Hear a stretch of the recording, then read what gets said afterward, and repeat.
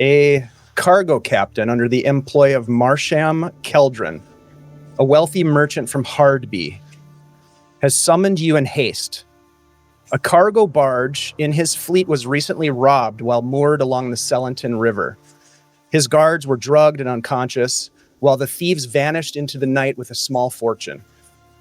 Now, the captain, who is likely on the hook for whatever the losses might be, has pledged 500 gold pieces for 3 bales of silk, 500 more for 2 stolen lockboxes, and 1,000 gold for a locked coffer said to contain vital documents and of ownership, debt, and the like. Quite a nice haul should you be successful. Now, your party came well recommended, although there was not much by way of competition for this particular job. Things had to happen quickly. Nevertheless, with the terms agreed upon and the thieves' trail growing colder by the minute, you accepted the job.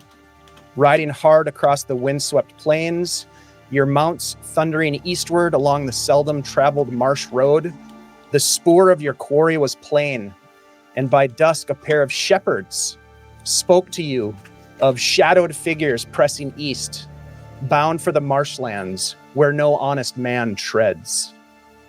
Now, on the second day, the dawn, you find yourselves at the edge of the grasslands. Beyond the tall grasses loom an expansive mire, and the air grows thick with the stench of stagnant pools and rotting reed. A thick haze obscures vision much deeper than 30 to 40 feet. You're still on dry land, but before you, the desolate and swampy landscape. The Mistmarsh rising before you, veiled in a shroud of shifting gray. The trail drags you deeper, and the silence is broken only by the incessant drone of insects and the foul cry of unseen things. Now, you do have a ranger with you, my friends. Dalrian, as you look at the road at your feet, you see tracks, relatively fresh, foot traffic. Go ahead and give me a wisdom tracking check, please. We'll get the first roll of the game underway here. That's just off a D20, correct? Yep. So you're going to roll a D20, and then as a ranger, you have some tracking abilities. So you get a bonus +2 on this. I know nothing because that's a nat 1. Okay, that's a nat 1.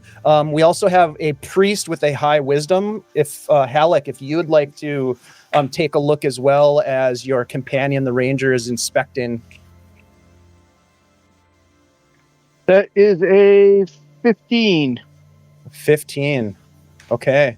And that is for Halleck. Okay, 15. That's 15 a success. Prime. Yep. So Halleck, you look and you can see that there are maybe 6 to 7 different sets of tracks. Some of them are falling on top of each other. And here you stand together at the edge of the marsh. I will hand it to you all right now to make a decision on how you'd like to proceed. You do have mounts that you've ridden this far, but you get a sense that this Mistmarsh is probably no place for a horse. I would like to ask one question, because I have one of the spell which is summon familiar. Might I have already a familiar with me? Or do I have to cast it? Yes, you have a familiar. What is your familiar? Do we need to roll, or we can decide? You just tell me what it is. Okay, perfect. I'm just tapping with a raven. A raven. Okay. Yep, you have a raven familiar sitting on your shoulder. Mm-hmm. Perfect. And apart from this, knowing that we're going to the marsh, I would like to have some, repellent balsam just to keep the insects a little bit away and make it more able to pass through without too many bites. Well, Bargart, he's just like, this place stinks. Any traffic going in here can't be a good person. You can follow any of these tracks and probably find something that they've done bad. How many people do we think have passed this way? Based on Halleck's best intuition and the wisdom check that they rolled, you guess that there is maybe 7 to 8 individuals. Now, I would say that Halleck, as you're able to sort of point that out, Sky, even though Dalrion maybe didn't succeed on that, once they're kind of pointed out, you're able to sort of study them a little bit more, and you can sort of concur with that assessment that perhaps there's about 7 to 10 individuals. The thing about the heist that happened is that nobody really saw who it was or how many there were. As you recall, the guards were drugged and unconscious and unable to really provide a whole lot of information. So it looks like they came out of here, did the crime, and then came back. And if they were all drugged, maybe it was an inside job. Sounds like a plant. Yeah, or I don't think they were drugged by poison arrows or anything. I think we didn't check for that, but well, my worry is that the people they were following are quite a bunch, and we need to be aware once we find them how to approach them, because they might take advantage on numbers on us. Well, I think the first thing we should do is tie up the horses and then start following this trail, see what we can find ahead. The priest is right. As you start to prepare to do so, I just want to bring your attention to Owlbear Rodeo, and you'll see that there is a map here. Let's see if I can sync the view for you. It's one of Anna B. Meyer's maps. I got to give a shout out to Anna B. Meyer, who puts together these absolutely fantastic maps. Hopefully you guys can all see it. If you can't, let me know. You have traveled from, here's the Sellenton River. Let me get out the marker here. Sellenton River is along the western side here. Over here, right? Yep. Okay. Going north-south, yeah. Yep, going north-south. And you have traveled, this little marker is your party marker. You traveled the road for a while, and then you followed the tracks across the Neen River. And now you find yourself sort of like up in this area right about here. And the Mistmarsh looming before you. So you're kind of on the edge of the Mistmarsh. River to our right, and Swamp River to our north. So are the tracks going directly east, or are they going kind of northeast? They're following an eastern trajectory along a sort of cobbly, muddy roadway that looks almost as if it could slough right into the marsh on either side. Probably an old causeway that was maybe built to access what was once thought to be potential farming land. Possibly trying to drain the swamp kind of idea to do some crop cultivation, that kind of thing. Knowing a little bit of the geography of the place, I imagine if they might have gone this way, because this is like the only path that you can go now without hitting actually any rivers. So more defendable from people that might come from anywhere. So I guess by following this path, we should sooner or later find tracks of, broken bushes of trees on remains of fires or whatever. Okay. Here's what I'd like you guys to do. I'd like everybody to roll a wisdom check, and I will go down the list and ask you for your result. This is going to be a group check to not only follow the tracks and look for sign, but also to follow the pathway as you are just sort of like skirting the edge of the marsh. And we'll start with Falco. Falco, what did you get for a wisdom check? I rolled a 9. Okay. All right. So you are taking note of the number of possible target enemies that you might have to deal with, counting them on your finger and thinking about how you're going to bury a dagger, not fully aware of your surroundings at this point. Kelson, how about you? Wisdom check. 10. 10. Okay. Yeah, same with you. You're maybe fingering the components in your pouch, making sure that you have things at the ready, perhaps in case something happens. Let's go to Halleck next. So I rolled a 14 with level and it being a +3. That should easily do it. It's prime. Yep. Just you can just tell me the totals, and guys, don't forget to add your level. Your level as well, and your modifier. Modifier and level. So it is 14 then. Okay. Yeah. All right. That's much better. Okay. Falco, did you have a change to yours or? Yeah. So it would be +1 and then level 3. So yep. That would so total of 13. Okay. All right. Mm-hmm. All right, and then we'll go to Bargart. Wisdom. Bargart. Okay, Bargart. My total roll is an 11 plus 1 plus 12, 15. 15. Okay, and Dalrian. I got a 15 on the die. +4 is 19. Ooh, very nice. Okay, the Ranger. So Dalrian, as you're sort of leading the way down this trail, you still got the horses. You're kind of walking the horses at this point, but you're getting to the point where you're like, we shouldn't take the horses with us. You hear the sound, the hiss of arrows, Dalrian, and you instinctively duck down as an arrow flies past you. The first one, the second one hitting the ground in front of Halleck at your feet. I would like you guys all to roll initiative, please. You luckily avoided a surprise round because of your wisdom checks. Nicely done. The dwarf's going to use the halfling as a shield. Initiative is a D10. Right? Yep, D10, and then once you roll it, just add it into the initiative tracker for me. Ooh, I like. Not that I really know what I'm going to be doing. We're on Bargart. Backspace. Probably be my best roll tonight. All right, I'm going to bring up a map for you guys. We'll zoom in a little bit here. Let's see. Dalrian would have probably been in front with Halleck. There we go. So you guys are kind of in that formation roughly. If you guys can you see the map? Yep. Yes. Okay, great. Let me bring up the map here Okay, so there you are. You're in this very marshy area. There's still some semblance of a road, nevertheless. And let's see here. So we have our. Let me do mine.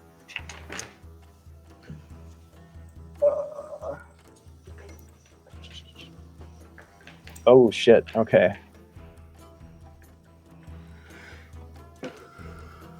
All right. So I have a 9 initiative, but Bargart, you have a 9 as well. Right. You don't necessarily. Well, let me ask you. What do you want to do? You don't see a target right away. You did see the arrow hit the ground right in front of Halleck's face. I mean, yeah. I mean, because I wield a crossbow myself. Can I tell which direction the arrows possibly came from? Yes, you are skilled enough to know that they're coming from the east. That way, to the right of the map. In that case, I am just going to, for right now, if I don't see any actual target, hang on, there we are. Bargart is going to, my movement is only 20. If you want to try to get eyes on a target, you could roll, it would kind of be your action, but you could roll a wisdom check to spot it if you have any bonuses that would help you with that. Would I still be able to move or no? Yes. Yep. Okay. All right. Yeah, I'm gonna try that. I mean, it's not a prime, but I'm just, bolts are expensive. I'm a dwarf. Money's tight. That's a nat 20. Okay, that's great. So I won't even add the rest. Yeah, no, that's a success. That's okay. That's always a success in that 20. So I will say this: you can see that straight ahead there is a guy that just kind of ducks down. I don't know if you can see that. Yeah, I see that. Yeah. By that rock. Yeah, right up behind that rock. You see some movement, and you look up, and you see a head duck down. They had a bow drawn, but they kind of ducked back. You can still move.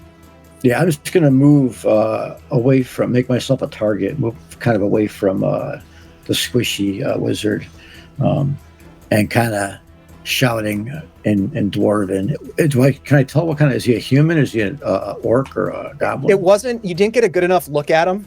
And it's All right. very misty, and there's a lot of there's some visual obscurity there behind a rock, at least half cover. But you do Right, in that case, see a target. All right, I had my crossbow. I don't think I'll be able to fire because that was my action, was looking. Correct. So, I'm just going to scream dwarven expletives that most people would understand. All right, sweet. All right, that is your turn. That brings us to their turn. It looks like they have set up some sort of an ambush. Maybe they saw you giving chase across the grasslands. So they are each going to loose an arrow. First one. Oh shit, that's a natural 20 right out of the gate, my friends. Who's gonna be the lucky one? Probably. It's Halleck. It's the guy at the back of the pack. Halleck, you are going to take 4 points of damage as an arrow pierces into your chest. And Halleck. you guys are adept enough to see where these arrows are coming from. There's another individual stashed or hiding to the north. The one that you saw, Bargart is pokes up again and takes a shot. Oh my god, a 19. It's against me, yeah. That is going to be against Dalarion, who's in the front. Dalarion, you're going to take also 4 points of damage. And then there's another guy that pops up on this side and is going to take a shot at, I think, Bargart. That is going to be a 15 to hit Bargart. 15 does not hit. Okay, yeah. You duck down as you see the arrow coming and it misses. I catch you with my shield off my shoulder. So you have a couple of targets now. They do have the benefit of cover, but it is your turn, Dalarion. You just took an arrow to the chest. What do you want to do? I want to advance. Okay. On the one that's off to this side, the one that shot at me, the number one guy. Okay. Yep. You can totally do that. You can do 30. If you want to do half movement, and you could still attack. Otherwise, you can do full movement. Okay. We'll do half movement, which is 15, and then we'll shoot at him, hoping that he's still up, staring at us. He's still up staring. He does have partial cover. 17. A 17. Before any modifiers added. Yeah, add your modifiers. Hold on, let me see. 1 second. You're not quite there yet. I'd be a 4. 17 and a 4 is 21. 21 hits. You fire the arrow true. Go ahead and roll damage. Nice shot. 5 plus 2 is 7. 7 points of damage. All right, you hear a and they duck back down. Your target disappears back behind the rock. That is your turn, Dalarion. Falco, what do you want to do, buddy?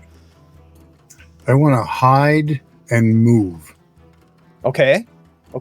So you can try to hide. Let's look at your character sheet real quick. Mm-hmm. You can make a dex check, and if you're moving half speed, it is a -5 to the check. Okay. And yeah. I rolled a natural 20. You are like a ghost. You are a ghost. Very cool. So where are you moving to? You can move half speed. All right. I want to move in the direction of the. Can I move my? Yep. You can just grab your guy. In this direction. Okay. I'm not so sure how far I can go here. You can go 15 feet from where you were. You can go half speed. So you're going to be probably, that might be a little far. Each of these squares is 5 feet. Oh, okay. Here, I gotcha. So you can probably get like about here. Yeah. Yep. Okay. Yep. All right. That is your turn. Next on the lineup is Halleck. You got an arrow in your chest. Yes, I am going to cast Bless, and that gives the party, anybody within earshot, that's the party, +1 on all attribute checks, saving throws, and 2 hit rolls. Anyone within earshot, you said? Yes. So That's awesome. basically, So our that'd be party. everybody. Yeah, that's everybody. So it's +1 to attribute checks and to hit, and that's it, right? It's Saves. it saves. And save. Okay. And save. Okay. I didn't see that. Very cool. All right. That's a great way to do it. Do you want? You can also you can do half movement before you cast if you wanted to move at all. Stay put. I'm gonna stay put. Okay. I'm gonna actually be supportive for once, Dave. I'm not gonna rush in. I love it. Okay. We'll see how that goes for you. All right, Kelson. I would like to ask a question. If I could use Do a it. spell in a particular way.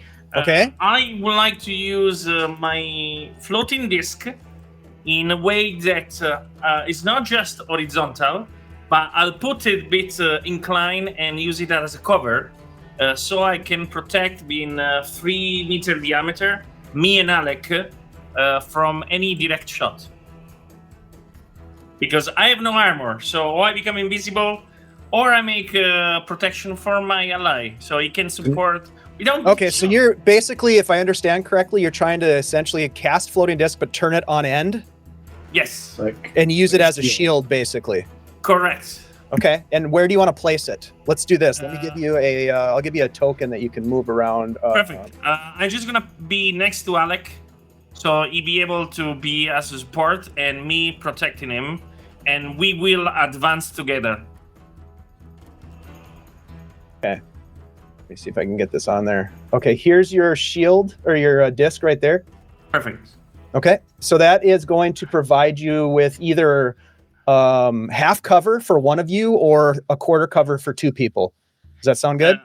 I'm okay. Yeah. I Yep. wanna provide cover for both of us.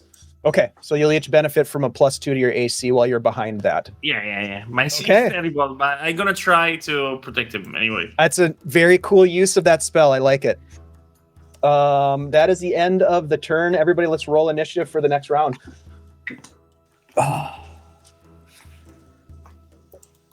Okay. All right, I rolled much worse this time. It looks like Dalrion, you are at the top of the order. What would you like to do? I'm gonna do almost the exact. I'm gonna move my full movement this time, and Okay. that just be my action. So you can get like almost right up to this dude. And the guy is like Yeah. fiddling with an arrow, trying to knock an arrow as you advance, and like looks up and is like, "Oh shit!" And you can see it's a human. He's got he looks like he's got bug bites all over his face, or pox maybe, red marks on his face. It looks like he's been scratching at him.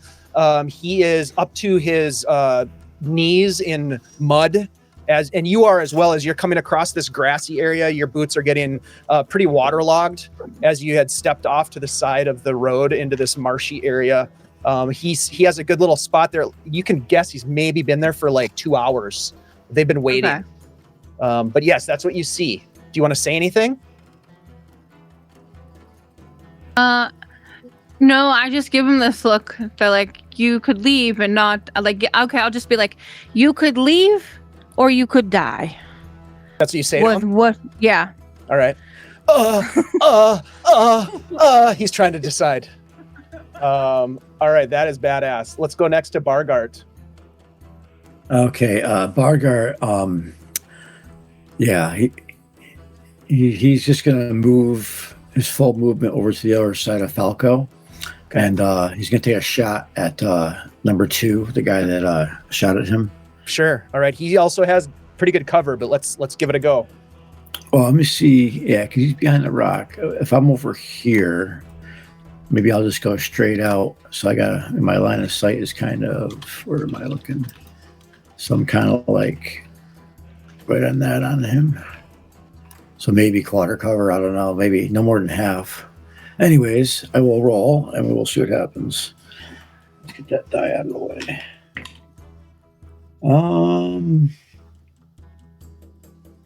Yeah, it's a nat 1. Oh, all right. Yeah, you. It goes wide. Luckily, you're not shooting into melee. I think my foot stepped into like a hole of like mucky water, and I just kind of lost my line of sight. Yep. All right. That is your turn, Bargart. Kelson.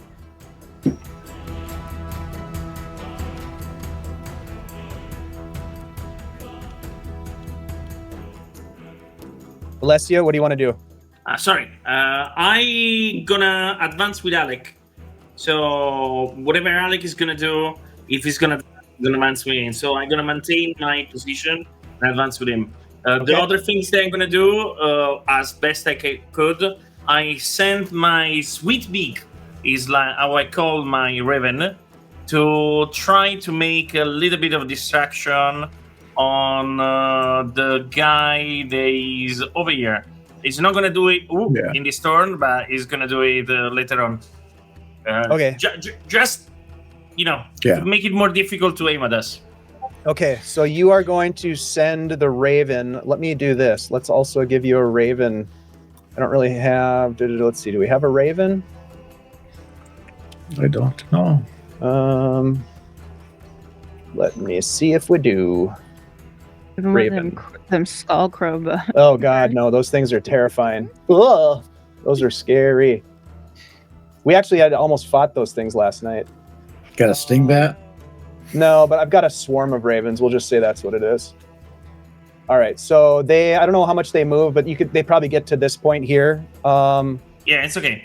Yep, they're making their way. I would say just make some distraction, and as mean distraction, the problem is gonna be poop on the enemy or something like this. Yeah, they'll harry the enemy. Okay, that sounds good. We'll go to Halleck next. Halleck, if you're moving up, then Falcon will also move up with you. Or Kelson. Kelson, sorry. Kelson and Halleck. Yeah, I think I am going to move up. Okay. Could I move up and bandage at the same time, or if I? You could do half. You could do half. Yeah, you could. You could move. You could do up to your full movement and still bandage. Okay, I'm going to move up to here, and then I need to grab them. Okay, and Kelson And then- is coming with you. Or yeah. And then I'm going to bandage myself for that one wound. Yeah, I'm trying to find a position where I don't give my flank to the. That's a smart move. All right, so you can go ahead and bandage. If you want to try to get that extra HP, you can make a wisdom or an intelligence check. Oh, why not? So 15, 20, that'd be 22. Oh, that's a 20. success. Yep, so you get 3 HP back on that wound. Excellent. Okay, Back up. that was Halleck's turn. Falco. So we're just sneaking a little further, closer to that guy behind the rock. I think that's 15 feet. Okay. All right. Go ahead and give me another dexterity check. You're still trying to hide, I take it? Yeah. Okay. And remember, it'll be at -5 to this. Okay. Okay, that's an 11 on the die. So you feel exposed. It's not immediately evident that you are not hiding, but you feel like your position is not the best on the side of that berm. Okay. You want to take any other action? That's kind of your movement, I would say. If you want to take an action at all, is there something else you'd like to do? No, I'm gonna have faith that I'm still hidden, even though I'm probably not. Okay. All right. You hear Falco and Bargart. You hear it the loudest. It's coming from over in this direction behind this rock where there's trees. It's like you hear this voice: "Turn back! This is not for you. We've got you outnumbered." They shout out, and then they are going to loose an arrow, and it looks like it's going to be at Bargart. Lucky for you, I can't count. He fires the arrow and it goes wide as you duck. It's easily dodgeable. The number 2 up here, who's also hidden, is going to pop up and take a shot at the 2 behind the disc. Well, let me actually, hold on. Let me see how smart this guy is. No, he's going to shoot at Dalrion. Dalrion is more exposed, a better target. That is going to be a 16, Dalrion. My armor class is 16, so that would you hit would right hit. on. You Yep. just hit. Meter beat, it hits. 5 points of damage as you take an arrow from the side. The guy who you were trying to intimidate kind of looks up at you as he's fumbling with his arrow, and he says, shit, and he draws a dagger and is going to lunge forward at you and make an attack. That's a 3. So he a 4 with his bonus. He totally misses you. Yeah, and he kind of like stumbles and trips into the mud. That is their turn. Let's go ahead and roll initiative for the top of the order. I love that. I'm getting a little better than that. Where am I? He's not the guy up there, Dalrian. You get the sense he's not much of a fighter. A little bit clumsy. So we roll initiative Yes. every round. Yeah. That's what makes it more exciting. But you don't stagnate by, I'm always going last. This way, Right. Yeah. there's always a chance of changing the order. All right, Kelson, it looks like you're at the top of the order. What would you like to do? Well, this time I'm gonna be, because I set up the defensive, I still are gonna advance with my friend that's next to me, but I'm gonna cast, if I see any of these enemies, because I saw some taking them shots at us, I would like to try to attack the one over here, potentially, with magic missile. Oh, yeah. All right. Go ahead. Actually, that hits, so just go ahead and roll damage. Magic missile's an auto hit. Yeah. It will be a long curve to hit him, but that's going to be my kind of attack. It is what, 3d4, correct? I'm level 3, so he's 3 missiles. 4. He's gone bad. He's 1d4 plus 1 for each missile, correct? I'm gonna look it up because I honestly I'll check it. 1d4 plus 1 for each missile. Yeah, so my memory is still good. At third level, you have two missiles at third level. Okay. So it is 4 plus 2. only 6 damage. 6 points of damage on number 2. Number 2. Number 2. Okay. All right. Damn. Okay. Nice shot. Good hit. Yeah, it was a really good hit. We'll say that your Ravens make it over and are like just about next round. They'll be able to engage with this guy as they are cruising. Your Raven is cruising in on him. Great turn, Bargart. Oh, shoot. I forgot it's my turn. Yeah, I'm going to ignore Falco, who thought he was sneaking in front of me, and just go up a bit here. And, just going to keep moving my way up. And I'm going to basically shoot at number 2 again with the light crossbow. Okay. D20 plus, and I have the bless, which adds an extra 1 to hit. I get total plus 5 to hit. Okay. So 16 total to hit. 16 hits. On number 2, okay. Yep. And the damage on that. Wait, hold on a sec. Let me think about this. I want to make sure that I account for. 16 hits. He's got a little bit of cover, but not much. You're almost got a clean shot at him. All right. Thank you for the resub, Kayla. Appreciate you very much. 0. So damage on him is 5 points of damage from a crossbow bolt. How many? 5. Okay. All right. Yeah, he takes the hit. You hear it, and you watch as he stumbles back away from the rock, fully exposed now, blood gushing out of a wound from your bolt. Brings us to It's my turn. Halleck. So I can do a combat action if I only move half, correct? Correct. So I want to move half of my movement to right there, and then throw a light hammer at the guy here. Okay. So you can actually move your token if you just click and drag it. Should be able to I was trying anyways. to. Let me see If you have the hand selected. Oh, Yeah, that's why.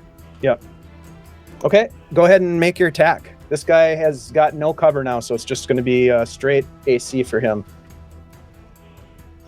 All right, that's 15 plus we got the bless, so 16. And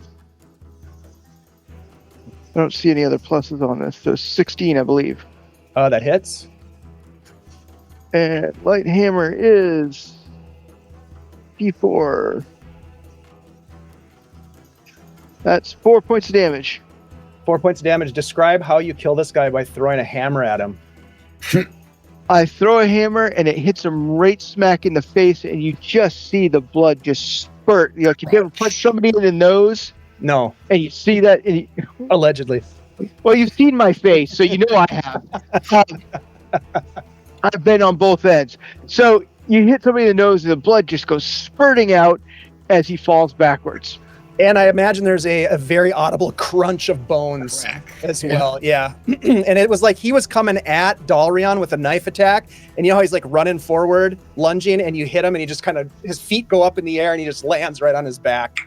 And he is down. Nice shot. He walked right into that one. That brings us to Dalrion. Okay, let's see. Because my target's now gone. That's my line. Good. Well, number 1 is exposed now. He stepped away from that rock. Well, number 1 is Number dead. 2. Number 2 over here. I think. I'm sorry, is what he number 2. meant. I mean, Yeah, over number here. 2. Yeah. or number. What's that guy down there? Number 3. Number 3 is down there. Yeah. I would suggest number 2. I'm gonna move a half movement, Okay. and then if I move it, then I can take a shot. Correct? Yes. Or do I have to shoot and then? Okay. I just wanted to make sure.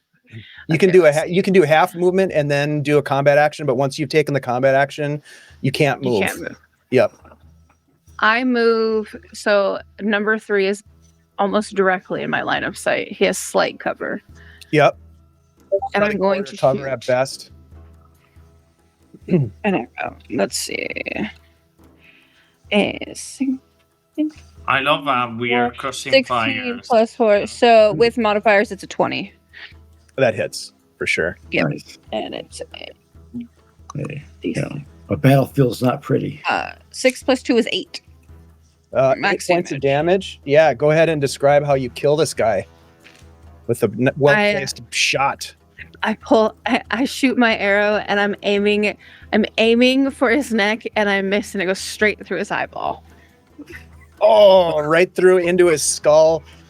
He kind of stands up just instinctively, like reflexes. He stands straight up, just staring forward, and then slowly teeters back on his heels and drops to the ground.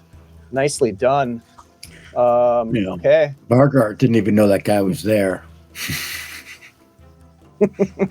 Bargard had no idea that guy was there. You kind of watch the arrow come by and you see the guy stand up and fall backwards, and that brings us to Falco. Right now, Falco, the only target that you can see is this guy to the north. Okay. I will move 30 feet. That's my full movement, right? Okay, yep. In that direction. Okay. Actually, 20 feet is your full movement. You're a halfling. Oh, okay.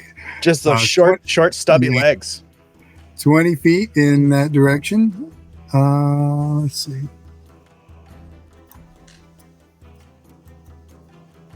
can get like back up onto the roadway here. Yeah. Something like that. Yes. And Okay. can I shoot at him? If you only move 10 feet, so if you move to here, you could take a shot from here. Go No, that's for it. fine. We'll go the full distance. Sure? Yeah. He's all right. Okay. So you go the full distance. You're up here. All right. That was Falco. It is their turn. And this guy just drops his bow and puts his hands up in the air and says, I yield! I yield! Please don't kill me! Please do not kill me! I don't want to die here. Please. That is his turn. Everybody roll initiative.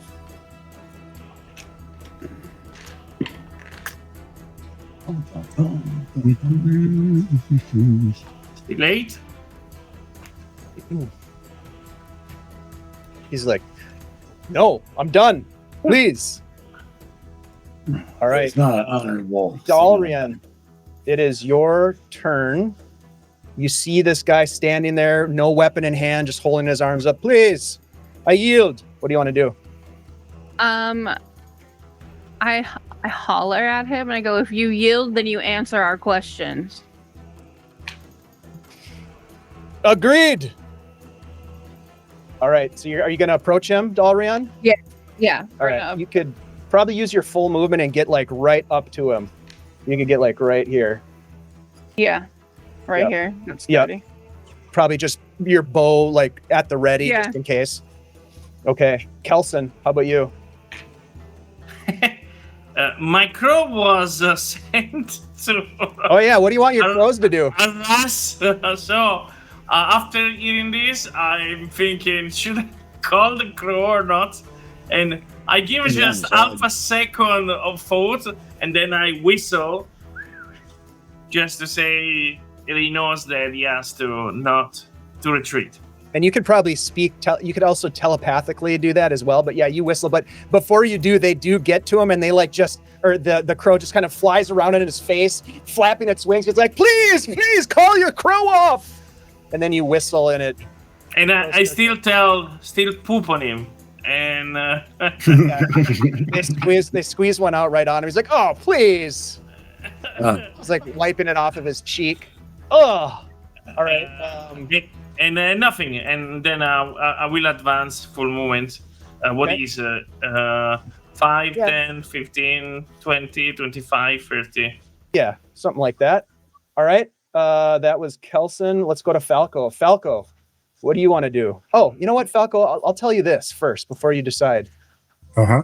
From your point on the road here, it's kind of like a crested road, right? It's an old berm that runs through this, as I mentioned before, maybe an old access route that someone punched in there to maybe do some farming and failed at that, but it's still there nonetheless. But it's up higher, right? So it's a little bit drier. There's still some mud on it. But now you have a really good vantage, and you can see this individual as they are standing there with their hands up, having just been attacked by the bird.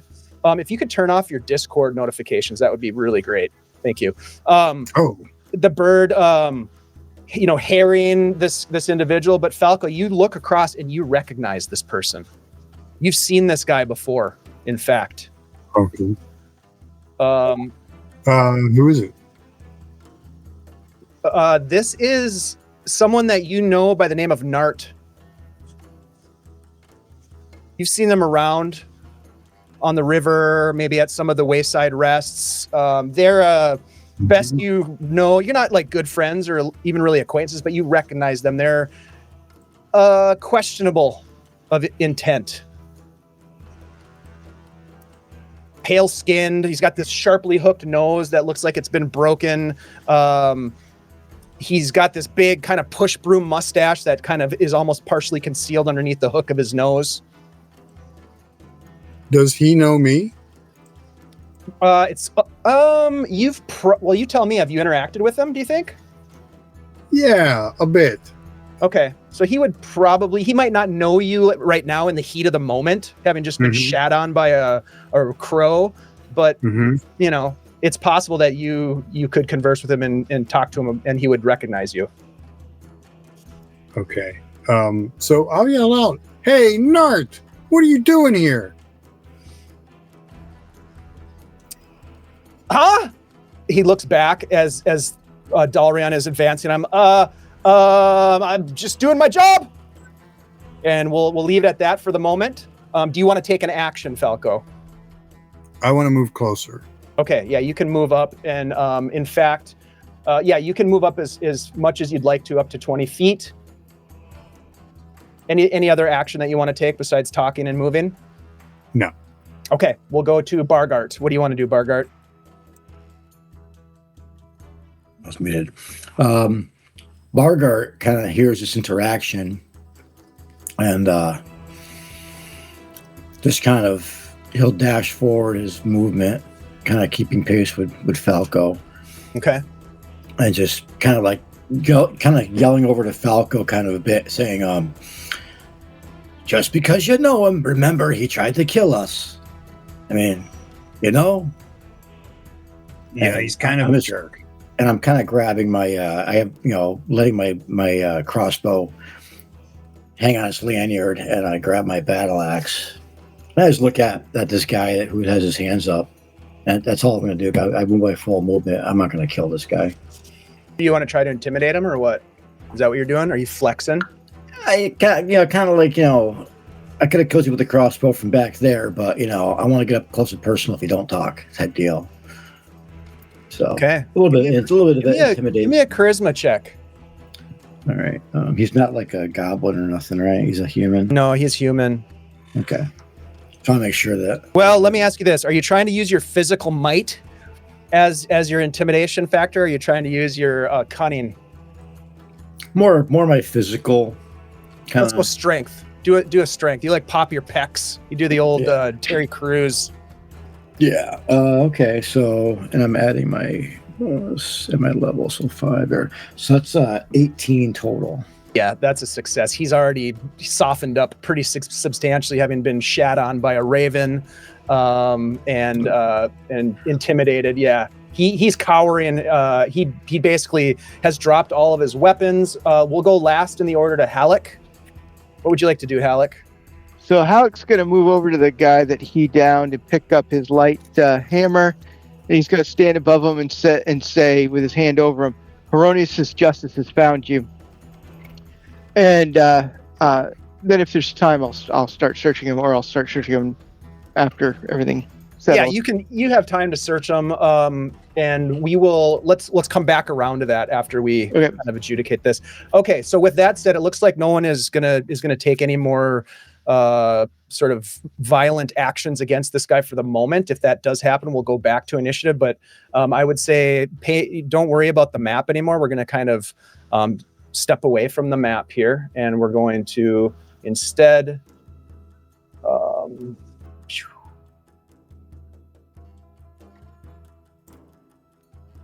There we go. Okay. Instead of that, we're going to have a conversation with this guy. So he is cowering, as I mentioned. He dropped his weapons. He's standing there and he's like, Falco? What the hell are you doing here? Really? That's my business. Well, you I killed. can see that you're up to no good. I think the I am. question is, what are you doing here? You murdered 2 of my companions. Look, I'm just getting paid to guard some goods. Stolen goods. Well, I mean, they were stolen. They were probably stolen before that, based on my understanding. We were just recovering them. So you were basically being paid to kill anybody that came stooping by. Just dissuade people from following the rest of the group. Look, you're not going to kill me, are you? Falco, come on. And like old friends? You're just going to... Yeah, we're not going to kill you. Just because we gamed together a couple of times. But I'm not so sure that that was on the up and up either, now that I'm thinking about it. Hey, look, I won a little bit of coin from you. It was no big deal. It's not like I took everything you had. Look, I've got some coin in my pouch. It's yours. Just let me leave, please. I don't want to die for this job. They weren't really paying me enough anyways. Who wasn't paying you enough? I probably shouldn't say, Well, you probably should. Oh, you probably should say. I mean, really? Listen, you did your job. Now you're just going to answer a few questions. We ain't going to kill you. Okay. So you're not going to kill me. Great. Yeah, so it was Curtly. Curtly hired me and the boys. There's a couple others as well. We did a job. We took some stuff from a rich guy. It was no big deal. They're not going to miss anything. It was some load of silks, and I don't even know what was in there. But it was no big deal. We didn't kill anybody. Like, look, it's just a misunderstanding. No, you're right. Nobody died, which is good. The only people who Well, died. those guys died. Yeah. Oh, yeah. Well, that's the price you pay when you take the job. As you said, those guy dies. They notice a wizard being one of the body, just checking out what he has. All right, so you're gonna search the bodies. You find short swords, bows, quivers with a couple arrows missing. Each of them is carrying approximately 8 gold pieces worth of coin. Mm-hmm. I'll just conveniently having a disc already out. I'll put everything on top, and then I'll carry it to the rest of the group. Nart reaches down Falco and grabs the pouch off of nice and slow. Easy now. He pulls out a pouch and jingles it, and just holds it there. He's like, "It's yours, Falco. Seriously, I don't want to get in trouble with your crew here. Look, take the coin. We'll just pretend like this never happened." Mitch and Callus, I mean, who knows? They could have disappeared anywhere. I'm not going to say anything. I'm just going to head back to. I'm just going to head out. We're not done with you yet. Ah, shit. How many others are there? Where are they? Yeah, how far away are they? Mm-hmm. There's 6 more. Curtly and his boys, the core crew, they told us to wait here for a couple hours and then meet them about a quarter of a mile, half a mile in. I didn't even want to go. I don't know why we went to the Mistmarsh. This place is creepy as hell. Yeah, I've heard a lot of stories about this place. Lot of stories. I mean, you've heard the stories, right? This place is deadly. Haunted cemeteries. Savage reptilian lizard men. I mean, I'm not. You guys are tough, but lizard men? I didn't sign up for this shit. Yeah, well, how far down? How far do we gonna have to travel till we get to the rest of the quarter mile to a half a mile in? But my guess is there's probably another ambush set. Look, I don't want you guys getting hurt any more than I want to get hurt. So, you won't get hurt. I mean, by the time we're a quarter mile down the road, you're going to be 2 miles that way. And I don't point the direction we came from. I kind of point like away from the town we came from. I like the way you think. What's your name? I'm Bargart. And yeah. I'm Nart Cameron. Nice to meet you. Nice to meet you too. Is there anything else? Or anything, maybe we should be, little surprises maybe waiting for us? But not that I know of. I mean, the haunted cemeteries and the lizard men thing was enough to, dissuade me, but I couldn't turn down the coin, quite frankly. Oh, I hear you. It's all about, my gods, he loves the coin. He loves us to give him the coin. So it's a vicious cycle. So I need to get more coin. And if we get back the shit that they stole, I get a lot of coin. Yeah, just if and when you run into won't even mention me. Don't say my name, please. As far as you're concerned, Nart and Mitch and Callus, never seen them. They're gone. They're dead.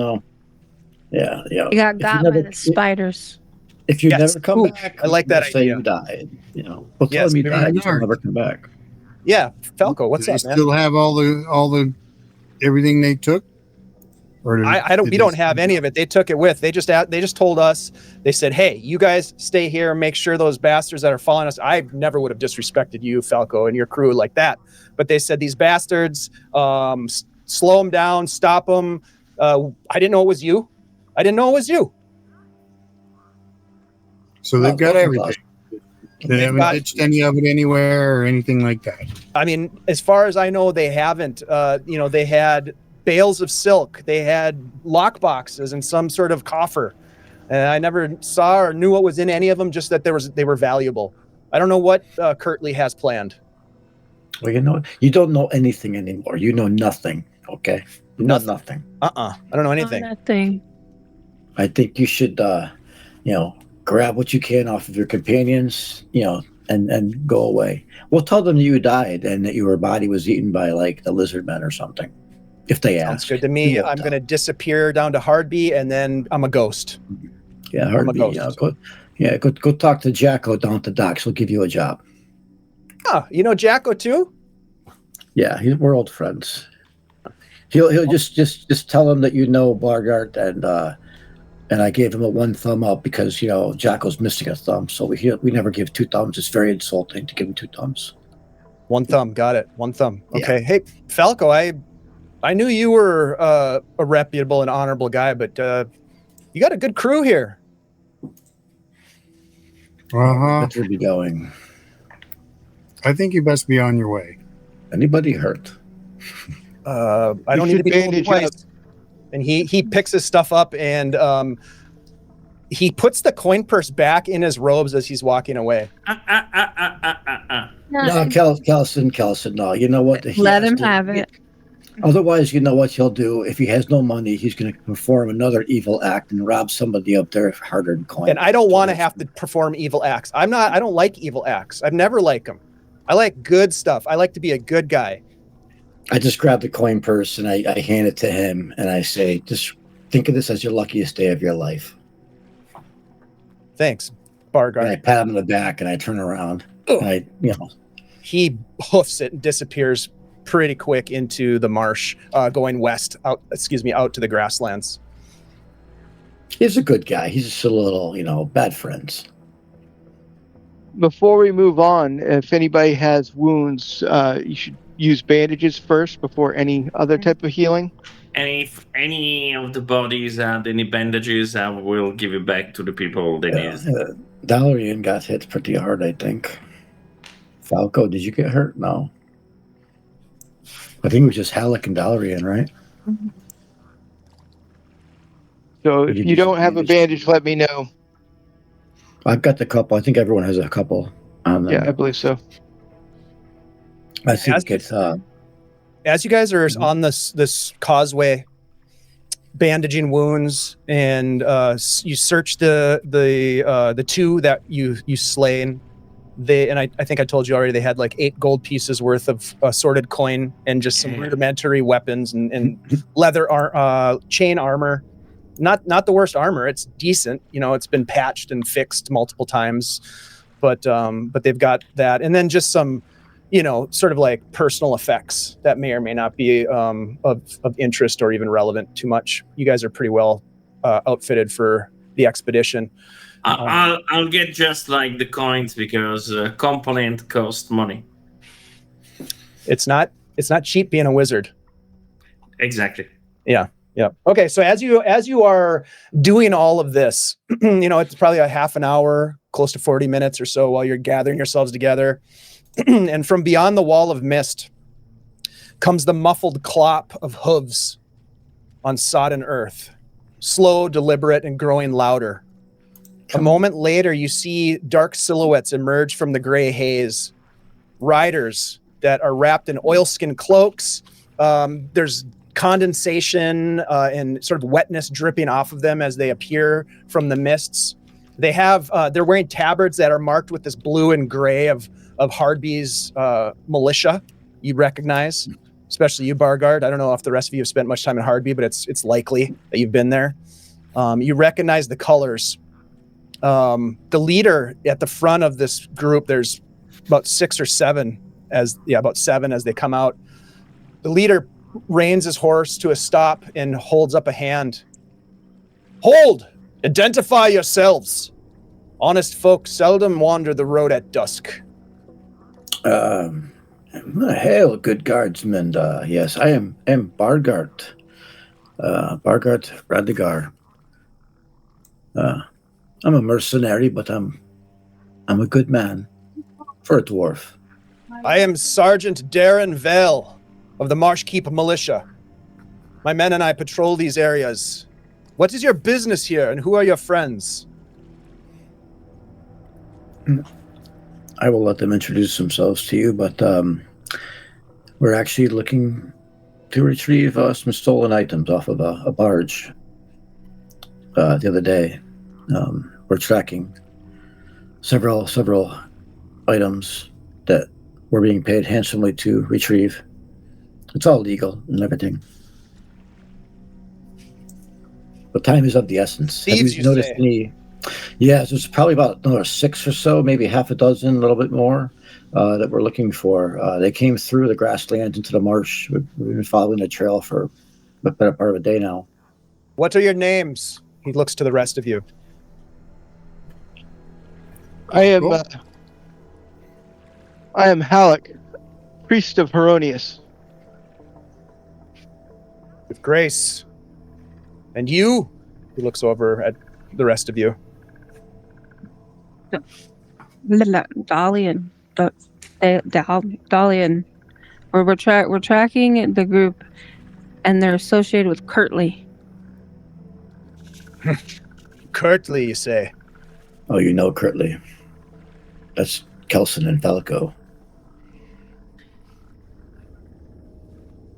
I not. Under whose employ do you operate? I want to say, who was it? Was it Martian? It was Martian Keldrin? Martian. Yep. Martian Keldrin? Yep. Yeah, Martian Keldrin's barge was robbed the other day of some valuable textiles and a few chests.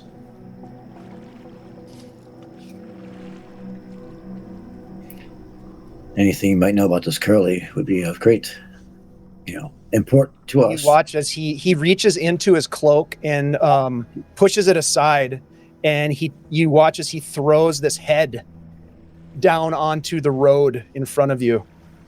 And Falco, I think you would know that this is one of Kirtley's men, Jenks, another ruffian from the river.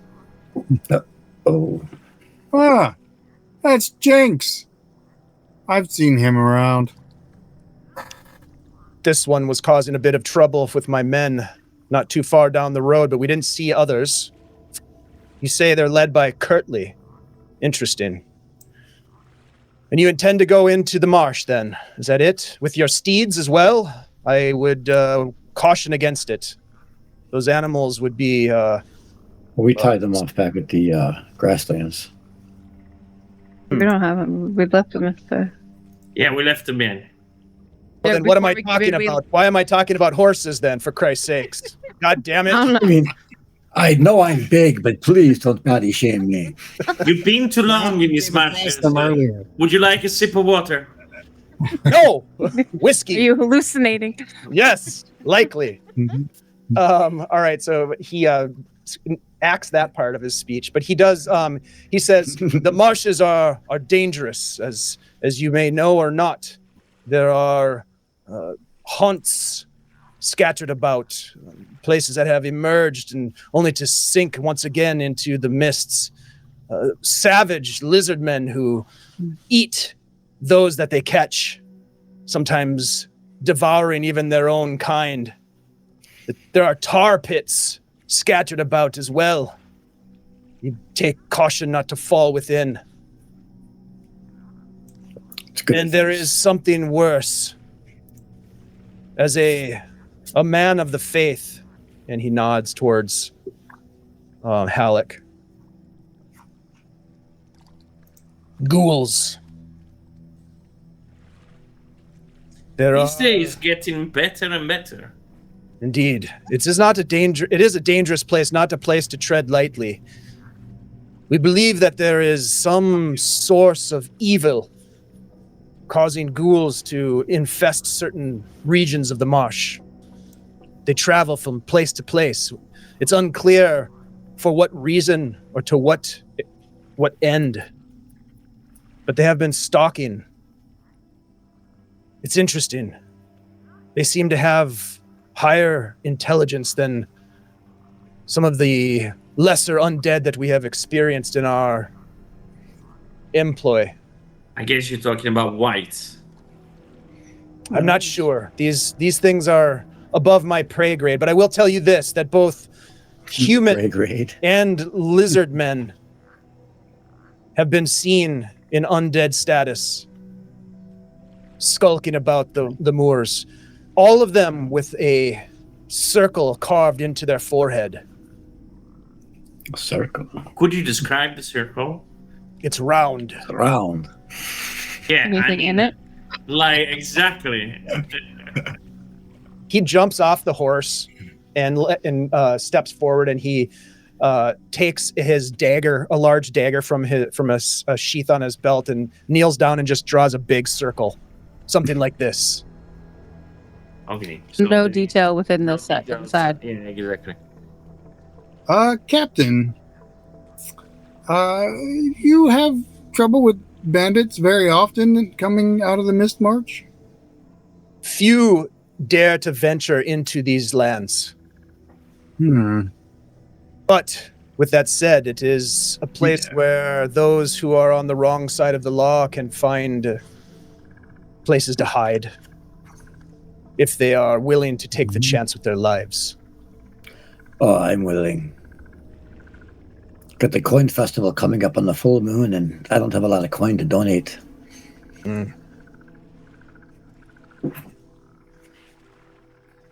But yes, we did. Yes, we see the undead, the walking dead. We will do our best to avoid them. We have a priest of Heronius with us, though, so I feel confident. If you see these undead with the circled forehead, scalp them and bring them to the keep to the south. Marsh Keep is located. You can seek refuge there. I will pay a bounty. Oh, now we're talking about 5 gold pieces each. Be careful. Well, if they come There are across- other things that skulk about the moors as well. Well, we'll be skulking ourselves. We hope that we won't be there very long. Find these bandits, come back out. If you happen to see our horses back by the grasslands, I'll just make sure they're okay.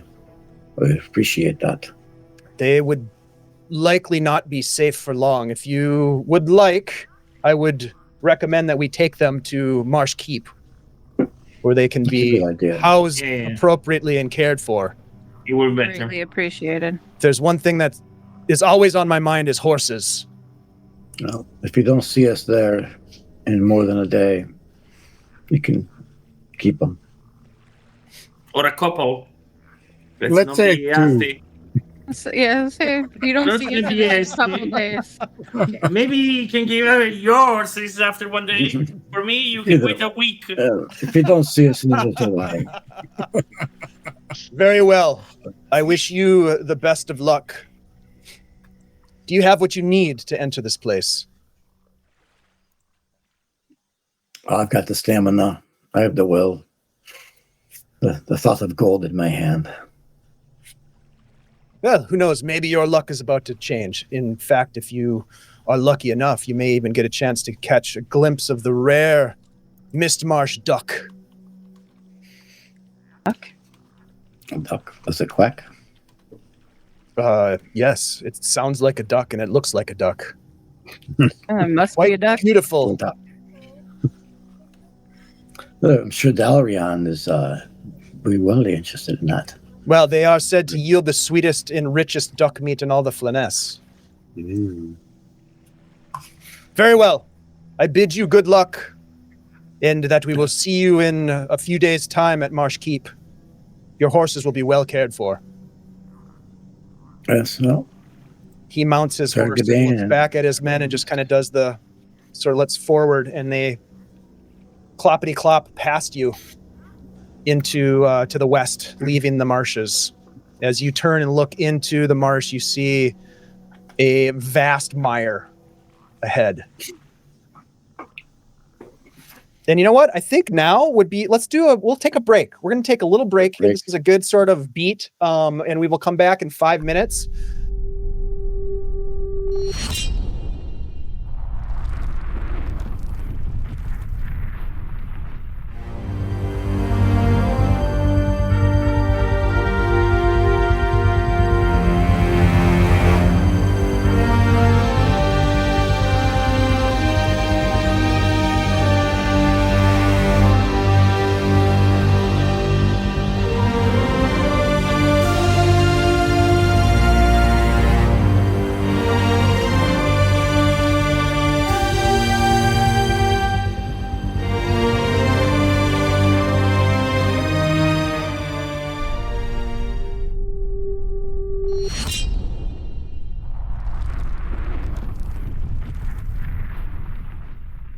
So, my friends, you have encountered a small contingent of thieves, of who you recognize. One of them, Nart Tamrith, who gave you some information. You graciously, as they surrendered to you, let them leave and go about their way, parting ways with their life and their coin, which I was very surprised, and it was nice to see you sent them packing with a little bit of means to not get into too much trouble. Although, Falco, you would know that Nart is not one to avoid trouble, so it's likely that you'll probably run into them again someday when you're in Hardby. Just even though they said they were going to disappear, they'll probably be there because the juice is worth the squeeze. Never forgets a face. Mm-hmm. Bargard's got his face that's in his mind. You also encountered the local militia, which is based to the south out of Marsh Keep, which many of you may or may not have heard of. It wouldn't certainly be a secret that there is an outpost to keep an eye on this dark land. These marshes are known for a number of things, including voracious tribes of lizardmen. And also the famous Greyhawk duck that is renowned for its meat and its plumage, which also resides deep within the Mistmarsh. So, with that said, you bid farewell to the militia who promised to care for your beasts of burden, your horses. And that leaves us where we are now. You are traveling along this road deeper into the marsh. I'm assuming, I guess I will not assume this. There's a road, a causeway that is broken, crumbling in some areas, washed out in others, but there's also this dank, bog-like marshland on either side of this road that you certainly could travel through. How would you guys like to travel? Stay on the road as often as possible. Hopefully we've gotten some sort of, out of this, the guy, what's his face there before we send him packing. Yeah, even if it's predictable, I'd rather walk on steady land than not unsteady. If we were Dalrian, she'll probably take the front of us, with her skills. I just have one question. Sure. When he said that he five coin per thing with like the circle on it, does it have to be alive? No. The head. The scalp. the head. Just the head? Yep. Just that? Okay, cool. He wants the scalp. Yep. I just wanted to make sure. Mm-hmm. No, that's good. That's the good I don't know how we're gonna wander through here with all these creatures tied together. Just scalp them. Just scalp them. Just scalp the circle. Legs off so they can't get away and just drag them. Just the scalp. I just want to remind that our mission is much more money than just 5 gold per piece. So I mean, it's a side quest. If it happens, it happens. On a one shot, let's see. Bargard wants to them. We steal them. Okay, we scalp them. Bargard doesn't want anything to do with any undead. He just wants the easy money. He wants to find these thieves and get back to get over to the keep.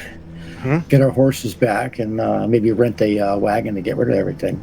Okay, so you guys continue on. The last of the grasslands far behind you at this point.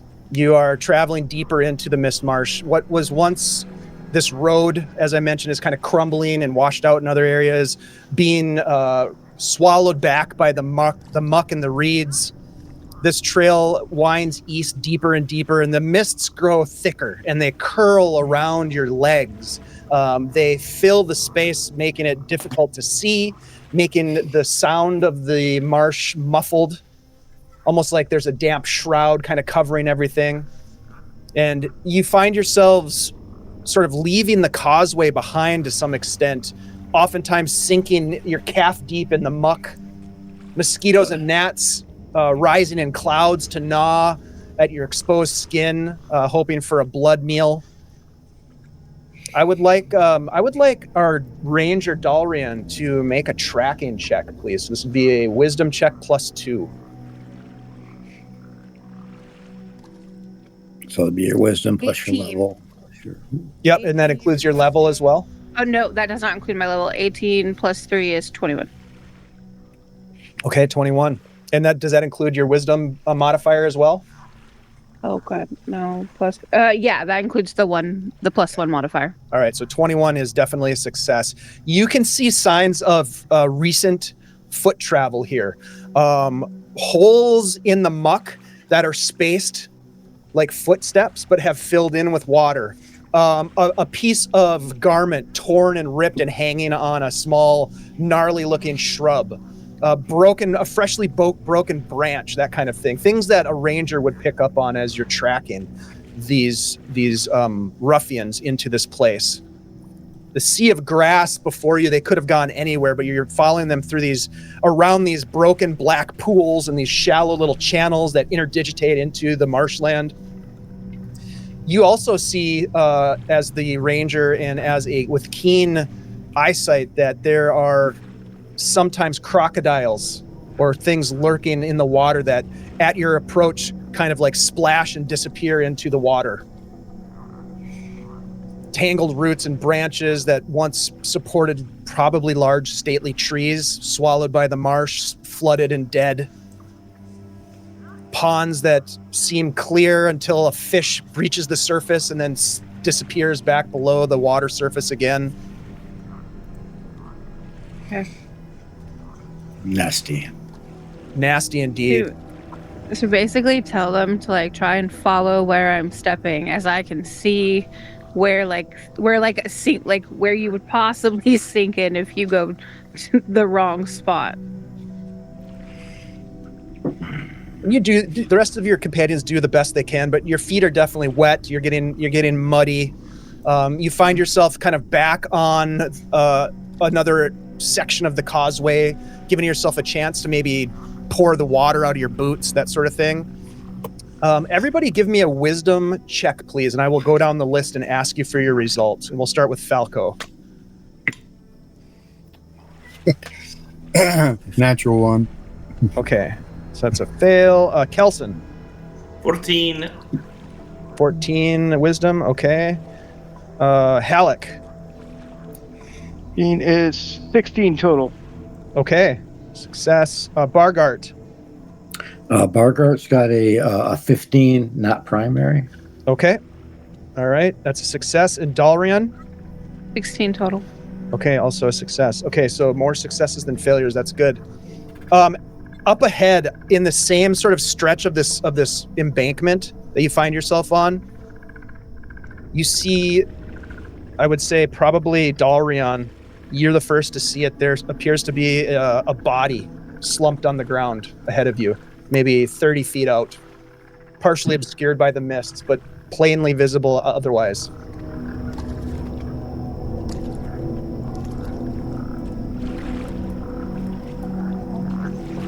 I like turn around and I look at them and like, there's a body ahead, guys. It's slumped. It doesn't look alive. Human? Yes. From what I can see, it looks human. We'll back you up. And let's see if my sweet beak check. Say it again. Say that again. Sorry. I just say, let me see if my sweet beak gonna check if it is actually alive, and I'll say, go Okay. and be careful. So Sweetbeak, your raven, flies over to get a look. Yeah, to peek and touch him with the beak to see if he moves or whatever. And Awesome. Yeah, you watch as Sweetbeak flaps its big black wings off, alights from your shoulder, flies low, and then lands on this mass of body and just sort of like pecks at it. Just kind of hits it a couple times. It just reaches down. Now you can see this, and this is maybe happened before. Kelson, your raven starts to pull on some skin and is like trying to pull some, just instinctually, even though it's a familiar, it's got that raven-like instinct, and it's just kind of like starting to pull flesh. Yeah. But I wanted exactly to see if it reacts, so it doesn't react. No reaction. Okay, then I call him back before he peeks any eyeballs. Okay. So it looks days. We should do that 5 or 6 more times to be sure. Well, I don't know if you want to risk it. That is gonna be, something more than just the dead. But Bargard will approach it with his crossbow in hand. He's gonna slowly move his way towards their body, kind of looking left and right, until he can see if there's any way he can tell how this person died to begin with. Whether it was eaten by something, or was shot by something, or hacked by something. Okay. So you're moving up to get a better look. Is that right, Bargart? Yeah, I'm going to slowly move up to get a better look. Yep. It looks like a man, a human, gruff, soiled, just completely motionless. You can't quite tell what killed it. It's kind of laying face down. So you can just kind of see its back and its shoulders and its legs. Very awkward position it lays in. You're muted. be careful to see if he has a circle on the head. Jeff, you're muted. You're muted. I'm sorry. I have a battle axe, and I figured the closer I get, it's not one of them double-headed axes, just kind of a axe with the hook end. And I would probably reach over with the axe past it and then use it to kind of pull him face up. Okay, yeah, you easily pull the body and roll it onto its back, and it looks as though this individual took some sort of a massive wound to the throat. It looks like more of a puncture wound than it does a slicing sort of wound. Well, give me an intelligence check. Not my strong suit, but intelligence. Oh, actually, okay. Well, it's a nat 20. It's not a. It's not my primary, but I rolled a nat 20 plus 0 plus 3 is my auto success on a nat 20. So you've seen a lot of wounds. You're a fighter. You've seen people with horrible wounds that have taken their life. This individual looks as though he attempted to swallow a spear. I'm kind of like as I'm looking, I'm kind of like almost doing like the medical examiner description as I'm like looking at it. Like, to me, it's just like describing it, and I don't know how the rest of the party's reacting to like. I'm just like literally looks like he swallowed a spear. Come look at this. This is insane. Any chance I recognize the person? This guy you don't recognize. You do see that the insects have already started to take what they want from the body, and so like the eyes have been sort of like gnawed on. The face, because it was kind of face down, has been partially devoured by insects and that sort of thing. But they don't look like they've been dead that long. I like to see a circle. There is no circle on their forehead. Okay. I'd like to go up and search him, see if we can find anything of use, information or otherwise. It's interesting as you start to sort of work through their cloak and look around their waistline for pouches and that sort of thing. It looks as though someone's already taken everything off the body that would be useful. They still have a pack nearby that they must have dropped. It's open as if someone had rifled through it. Some of the bedroll is laying out sort of like in a very unkempt sort of manner. Some of the clothing and other things, personal effects are just sort of scattered about. Nothing of immediate value. So I will turn back to the group and say, this doesn't look like they are equipped similar to the people we've come across already. So I'm wondering if this is possibly a victim. I don't know. I mean, like I said earlier, anybody in the swamps, they're not here for good reasons. You don't just pass through the swamps by yourself. And it's sad that he's gone, but he could have been one of the people we were looking for. We don't know. But I think we'd be more cautious. This guy looks like he was killed, not and robbed. As your companion Bargart says, we should be maybe more cautious. You instinctively, Dalrian, just sort of like scan the perimeter of what you can see. You want to wisdom check? Nope. Half lost in the drifting vapors of the swamp, you can see that there's a figure standing motionless. The rest of you don't see it yet. Oh, I'm As looking I- at the as body. I- So. As I see this, I immediately tense, and I drop my voice to where I'm close enough to my party that they will hear me, but it shouldn't carry. And I go, "There's someone else here, and they're watching." Do you gesture in the direction, Dalrian? Yes. The rest of you turn to finger. look, and you can see that this figure, again, standing motionless, barely visible as the vapors of the mist are like shift, and suddenly you can kind of see it for a moment, and then it disappears again, and then you can see it again. It's not moving, and you can see that it's almost like they had one arm up, like shielding their eyes, as if they're looking at the sun. What magic is this? Is it magic? How would you know, Kelson? Well, I guess he's not casting anything, right?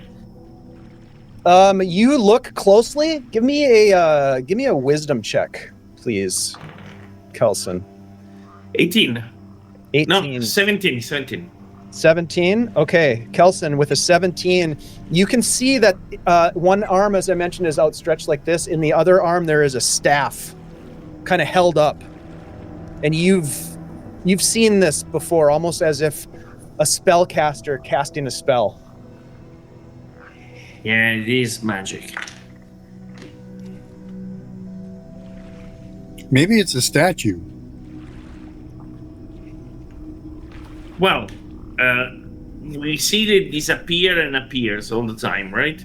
But it's not Any actually statue moving, correct? Correct. Look around you, Falco. Any statue So, probably would have sang. should we go and investigate? I'm just How about I'm you by the send your body and send you the bird. I'll He's cover got it this with my sweet crossbow. beak. It's not just the bird. Don't listen to him. Sweet beak. All right. You're a raven, sweet beak. Go. And I say, no, I'll go personally. This interests me. And I'll slowly approach the situation, try to don't show my fear, trembling while I step closer and closer.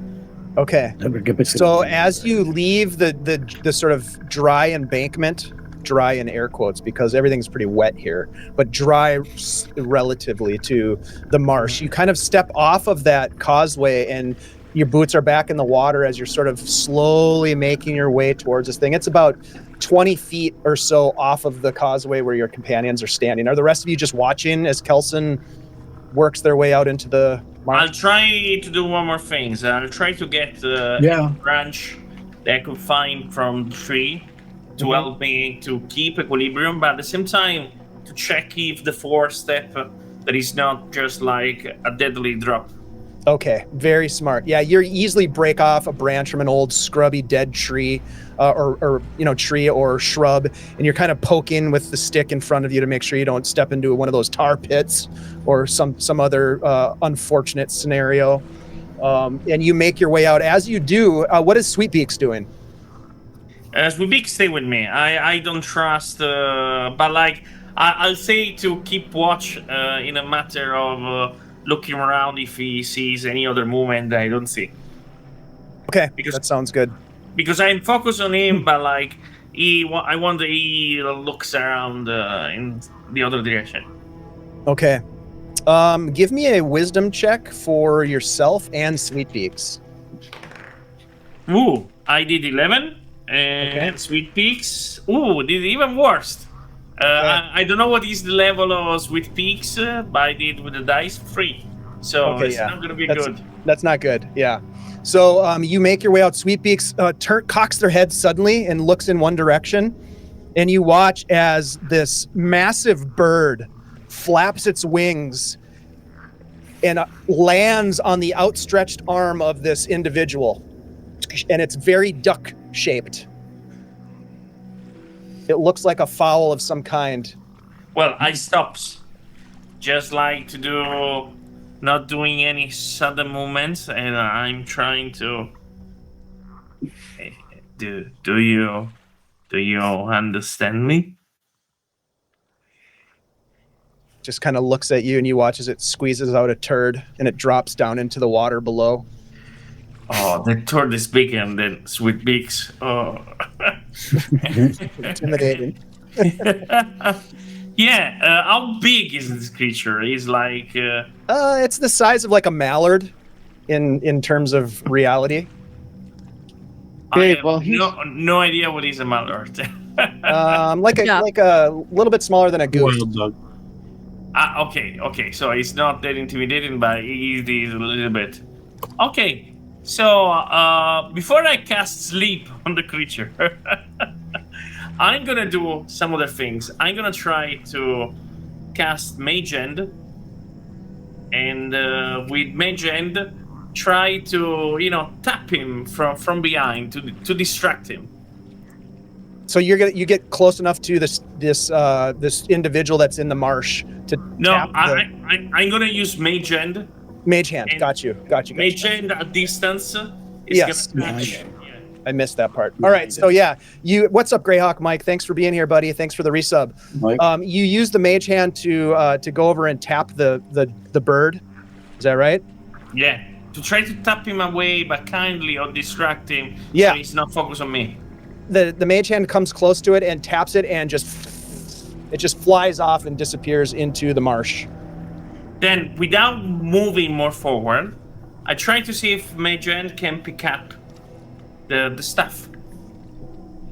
Yeah. Unless everything is a statue, and so he cannot pick it up. So the mage hand goes over and like grips the staff, and it doesn't budge. Okay, but like, does it look like completely part of the statue, or it looks like something different from whatever is there? Your instinct is right. You're definitely getting statue vibes. This individual has not shifted in their pose. The duck landed on their arm. You've gone over with the mage hand, and nothing has changed. So you're getting an instinctual sort of realization that this does look like, or this possibly is a statue of a man standing there. How close are you to it right now?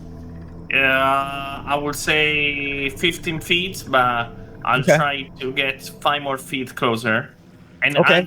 I'll try, still with Mage Hand, try to check if there is... first of all, being 10 feet away, does it look like it was alive? Like the details are super crisp, or it feels like a rough representation of someone caster? Great question. So you move forward a little bit more, pushing your way through the water. The rest of you are watching from the causeway. Is anybody else doing anything at this moment? We'll come back to you in a second, Kelson. I want to cast Detect Magic. Okay. You I can know do his that. mage hand's going to light up, but let's see Yep. if there's anything else around there. Yep. Okay. So you cast Detect Magic, Halik, and you see a glow coming from the water about 3 feet from this individual that's standing there in the marsh, kind of glowing almost through the muck. In between Kelson and the statue, or beyond? Not beyond, but sort of like off to the side, about the same distance from Kelson as the statue. So I will holler out to Kelson and relay that information. Okay. And Kelson, as you hear this spoken, you look around, you don't see anything immediately, and you look back at the statue, and you get the sense that the detail on this is amazing. There is, there's the facial features. There's a beard that looks like every hair was, diligently carved out of the stone. The expression on the face is one of shock and horror. There is, why would someone put a statue here that looked like this? There is a on the hand that's outstretched like this, you can see there's a ring on the hand that looks, it looks like it was like a ring put on a person's hand and set there. It's part of the statue, of course, but it looks as though it has some sort of a arcane symbol on it, perhaps. Keeping the distance and putting a little bit more distance from the part where it was magic and me. With Mage Hand, I'll try to slip it out. Slip the ring? The ring? Okay, the ring, as you mage hand it, the ring is part of the feature. It's part of the stone statue. Does anybody have dispel magic? No, I do not. Just for the simple fact that this feels like someone was like he was cast into stone. Yeah, A spell, some not. creature Yeah. and so on. Dalrion, give me a wisdom check, Dalrion. And I'm going to give you a +2 to this because you're a ranger and you're familiar with these types of things. Okay. So I'm thinking of Medusa. 17 and 4 with 21. my regular 21, and then the 2 you gave me, that makes Yep. it 23. Very nice. That's a high success for sure. There are creatures that you know of in particular that would be possibly in these areas. A cockatrice is one that rings a bell. Yeah. Well, after I realize that this is a victim more than something, I'll do 2 things.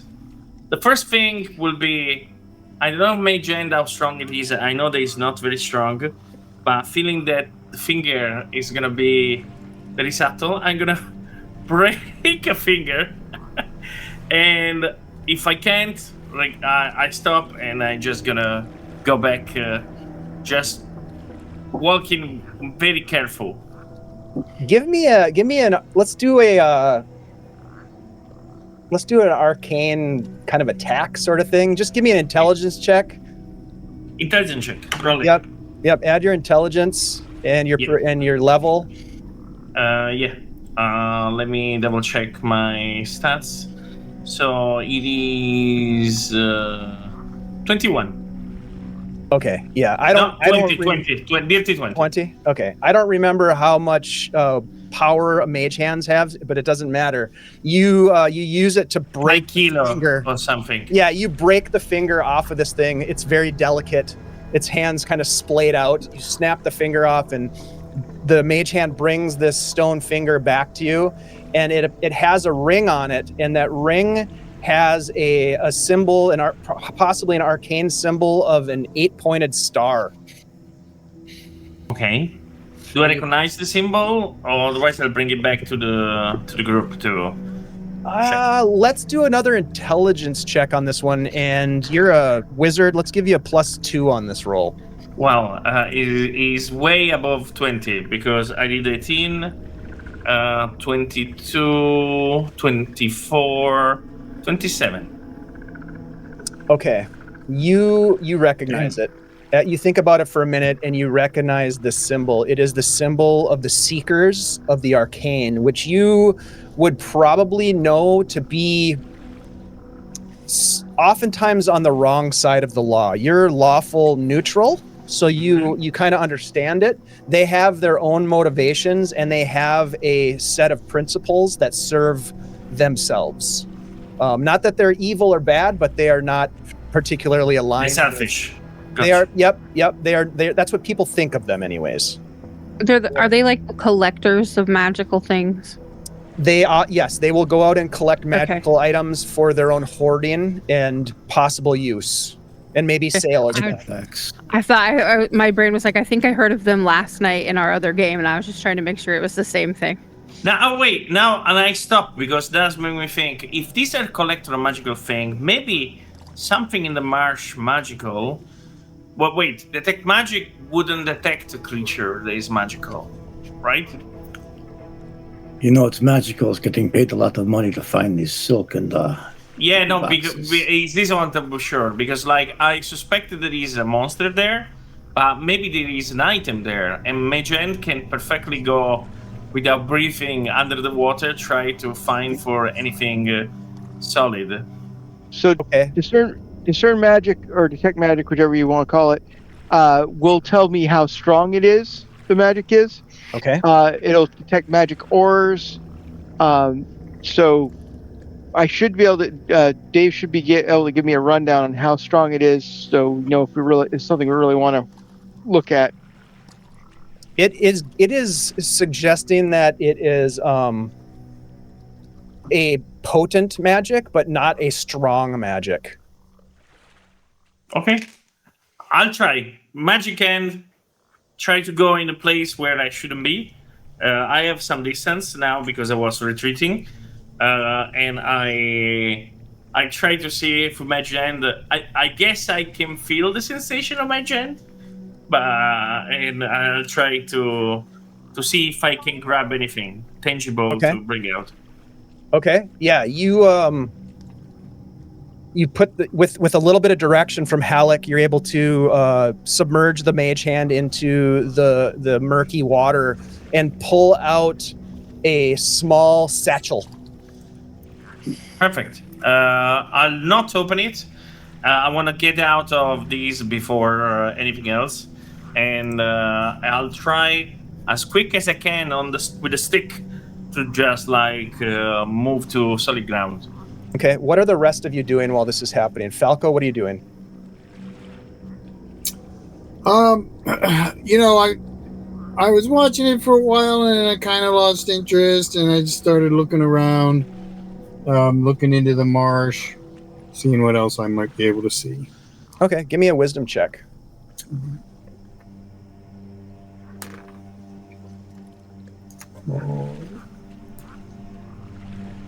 That's a 5 plus so 7. Okay, you look about and it's just dense fog. It almost seems as though the fog is gathering. Dalarian, what are you doing while Kelson is out in the marsh collecting things?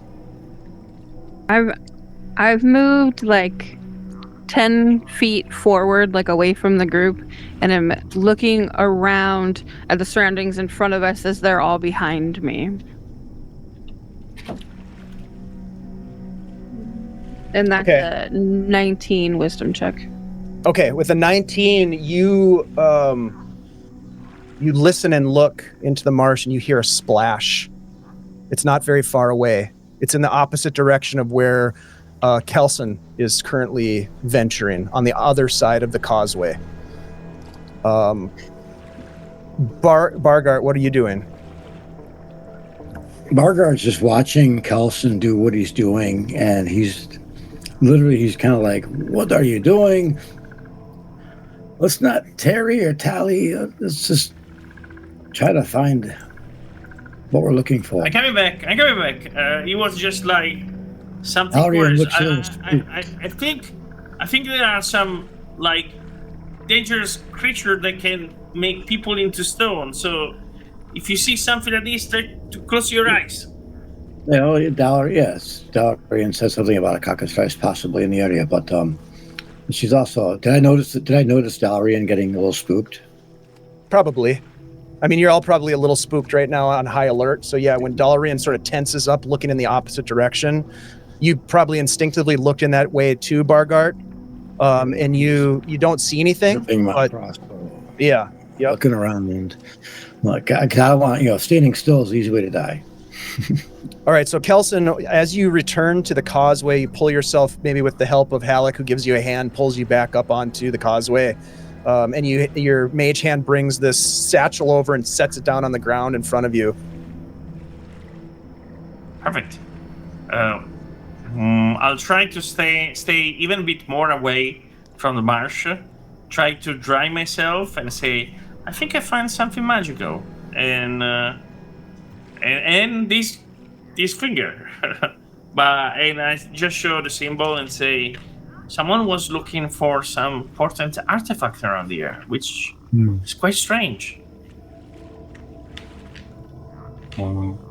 Falco says, "Oh, okay, that's pretty neat. Maybe we should get out of here." And Yeah. We can check what is in the satchel later, but let's get out. Okay, so you opt to not examine what's in the satchel, but you're going to take it with you. Is what you're saying? Yes. Not immediately. At the moment, I feel that I'm spooked, and I want to take a bit of distance from this place. They're all wet. I mean, the satchel itself is dirty and wet, and you pulled it out, it was almost fully submerged in the marsh, so it stinks and it's gross. Watch out for leeches. Oh well, my mage hand holding it, so if they can leech the spirit, they welcome. Even the mage hand is grossed out, but nevertheless, it dutifully carries the dirty sack alongside, and you guys continue on down this causeway. Yep. Yeah, a little bit, like let's say 20 minutes, and then I stop to check what is inside. While you're walking, yeah, we'll put you in the middle. Me and Dallarian will take the front, maybe. Okay, Bargart and Dallarian give me wisdom checks.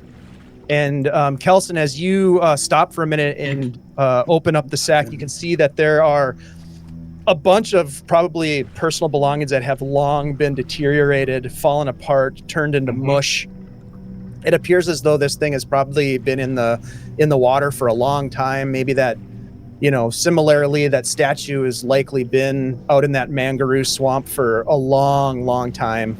But you see that there are 2 potions that are undamaged, 2 small vials of a red liquid, and you would recognize these as potentially potions of healing. Okay. I'll grab one and I'll give one other to the person that detected magic. Dallarian, what did you roll for Got a wisdom check? 23. Holy cow, great. And what about you, Bargart? Bargart got a 15 total. Okay, 15. All right. So, Dallarian, you hear another splash and then another splash and then more splashes. Now the rest of you could hear it, and you can tell that something is moving in your direction. I would like you all to roll initiative, please. Oh. Damn it. If you want to live, run. Initiative. I rolled the wrong dice for initiative. Habits. All right. Halleck with where am I? Bogart. Here we are. Bogart. I keep wanting to say Bogart. When I roll 5. Oh, snap. I got a 10. Oh, snap. All right. Looks like Falco also got a 10. So, Falco, what do you want to do? You don't see a target yet, but you can hear that there are multiple things splashing in your direction, just outside your visible line of sight, which is about 20 feet at this point. So it sounds like different individuals, not one creature in one place. Is that right? That's what it sounds like. It sounds like, best you can tell, at least 3 individuals coming at you. From the water. Okay. Can we decipher if they're animal or human? Unclear. Okay. But they're loud. East. Which direction are they coming from? They're coming from the east or the northeast. I mean, you guys are everything around you is marsh at this point. You guys are so deep into the marsh right now. In fact, I'll bring up the let me bring up the map here. You guys are probably, I don't know if you can see. Let me see if I can bring up the map here. Where is it? Owlbear. There we go. Can you see the map there? Mm-hmm. Yeah, you guys are pretty deep in there. Yeah. Yep. No. I'm only seeing the area map. Yeah, that's what I'm talking about. Don't worry about battle maps right now. Oh, I see. Okay. Yep. Where the dog. All right. So I will move 10 or so feet to the east to a spot where I can try to hide. Okay, give me another hide check, dexterity check. There's plenty of like shrubs and gnarly little bushes with no leaves and rocks and that sort of thing. That is a 22. Okay, yeah, you found a pretty good spot that conceals you from the direction of the splashing, and that's when you see it. As you kind of peek out, the rest of you looking, you can see that there are these sort of shambling creatures that are moving quickly, and you can see that they are moving in your direction as if they've sensed your presence, and they are coming for you, but will not get to you until next round. As they emerge and get closer and closer, they're coming probably like 5 feet, 10 to 5 feet from you now. As they're scrambling up the banks of this causeway, they are lizard men type of creatures, and there's 3 of them, and they have a circle engraved into the flesh, the scaly flesh of their foreheads. They will be able to attack you next round. Dalrian, what do you want to do? I'm gonna want to shoot an arrow. Okay, yeah. Do we need the battle map to Nope, see? we're just going to do theater of mind. Okay, perfect.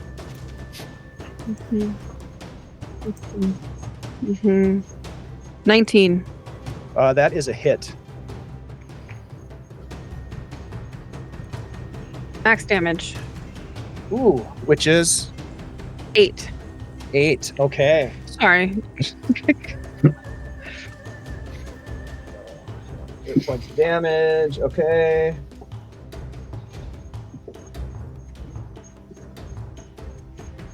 Okay. That is the first one. We'll call that number 1. That was Dalrian's turn. Kelson, you watch as Dalrian looses an arrow, deftly hits this thing right in the chest. It kind of recoils and then makes some hideous noises and comes towards you more. What do you want to do? My curiosity is how tightly they are close together, all the creature. These 3 are fairly close. They're probably the whole bunch of them is within 20 feet of each other. Perfect. Then I'm gonna cast web, and then I'm gonna retreat, or retreat and then web. One of the 2. Okay, yeah, you can retreat. You can retreat about 20 feet, and then cast your web. Yep. They don't. I would like you to make. Let me see. Let me just find web here. Yeah, I'll check it. I'll read it to you. Doesn't web have to have something to like attach to? Yes. Yeah, there has to be things, and there are shrubs and like dead, gnarly branches. Cells. Yeah. Spell create a mini layer 20 by 20 8 by 10 foot thick mass so strong sticky strand resembling a giant spider web that trap objects and creature caught in them. Creature caught within the web simply touch any strand become entangled. An entangled creature suffer. Okay, anyone in the spell area effect must make a dexterity save or become stuck. An entangled creature suffer -2 penalty to attack and damage roll, and -4 penalty to effective dexterity, and can move. What? And an entangled creature cannot cast spell without somatic component. And they get stuck. They need to do a strength check. I'm gonna have you make a intelligence-based attack roll to see if you get all 3 of them in the casting. Okay. And it's going to be against their armor class.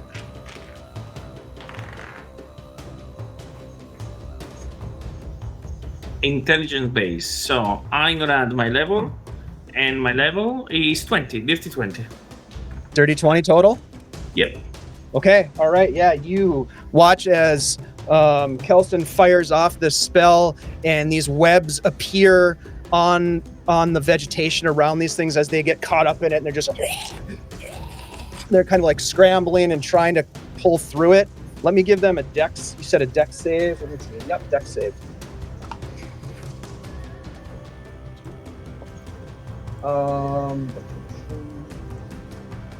And they do have physical primes. Okay, so one of them succeeds and 2 of them fail.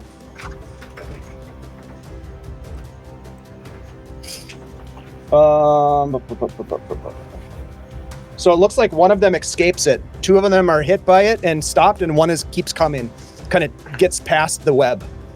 That is your turn, sir.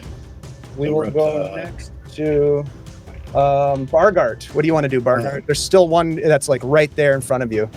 Yeah, he's Bargart. He had his crossbow in his hand. He was gripping it tight as soon as he heard splashing, and he's just literally going to point blank, almost hip firing this thing right at this creature still moving. Okay. So let's see what happens here for the visual. Okay, so 11, and he's not a orc, so 11 plus 1, 2, 3, so 13. Dexterity 14. So a total of 14 to hit. If it meets, it beats. Oof. Wow. Okay, and damage from the crossbow is 1d6, I believe. 1d6 straight up. For 5 points of damage. Okay. And then he's just going to let his crossbow go. It's on the lanyard. He's just going to grab his axe and stand his ground. Yep, you fire the crossbow bolt, it hits this thing, and it just kind of like barely even recoils, and it just keeps coming relentless in its interest in you. But you definitely damage it. Halleck, at the bottom of the round, what do you want to do? I know this is going to be shocking. I want to turn undead. Okay, let's go ahead and get a, I forget how that works. I think it's a charisma. It's 1d6 Wisdom. undead plus charisma modifier to turn. Let's see, it's a wisdom check, and the charisma modification is the number, I think. Yeah. Yep. I figured that one time we Yep. did it. Yep, so make a charisma check, please. That was He's gone. 19. Hanging up on the premise. That definitely works. Go ahead and make a D12 and then add your charisma modifier. Hold outside. Or the I go one and on the other side. Plus. I have no charisma, so 10. 10. Okay, yeah. Immediately, as well, what does it look like, Halleck, as you cast this divine power? So I go and I push forward my symbol of Erroneous, and I tell the undead to be gone from this place. And in Erroneous' name, be gone from this place. And they turn and they start to scurry back into where they came from. Well, one of them does. The one that's closest, that just took a bolt from Bargart, turns immediately, cowering, and like starts to slink backwards back into the mist. The other two turn as well, but they're stuck in the web. Can't move. And they can't quite get out because they're in the web. And for all intents and purposes, they pose no threat to you. As we come to the top of the order, what do you guys want to do with these? There's one that is moving away from you, and there are two caught in the web. What do you guys want to do? Say we kill the two in the web and scalp them. We want them circles. We'll try to focus firing on one, and if everyone agree, without making tons of roll, unless we want to do it, and just to get 5 gold. Okay, so you're gonna 10. take them out, basically, right? Yep. Take The him one on out. the web, Let one on the Dolly in. So you But let the that one, was you let the one get away and take the two that are in the web. I mean, Yeah, it's running away. if he's running away, think I mean, that's useful. I can shoot at him You can shoot at him, but if you want him. But then we'd have to trudge through the marsh to get him, to scalp him, depending on how far away he gets. Well, let's just focus the two that are here and get rid of them. Okay. Yeah, we won't go through the process of rolling it. As long as our cleric doesn't attack and do damage on them, they will remain cowering, and you guys would have massive bonuses against them, and they are sitting ducks in this web. So you go up and you clobber these guys and put them down. And it's not hard. You definitely see that they have some sort of symbol on their forehead. It looks to be almost a perfect circle that has been carved into the scaly flesh. Yeah, but it looks like it was carved with maybe a bladed weapon of some kind, a dagger maybe. They are lizard creatures, lizard folk. You Interesting. sometimes refer to them, or lizard men, perhaps. They're undead. They were dead. They were, yep. Does it look like the symbol was carved before or after they were dead? Ooh, that's a great question. How would you know, do you think? You can I tell think- by whether they've been bleeding or not. If they're undead, there'd have been no bleeding. If they were if they're alive, there'd have been bleeding, and you'd have had blood caked around probably. Possibly. Maybe. Give me an intelligence check, Falco. Daddy's dead.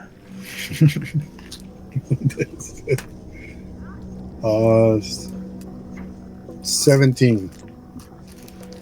It's really hard to tell. These are not humans. You're not that familiar with the biology of lizard folk. But as your best guess, and as you and your companions sort of take a look, as you're cutting the scales off of their skulls, it looks as though they don't have any other wounds on their bodies. So it's unclear.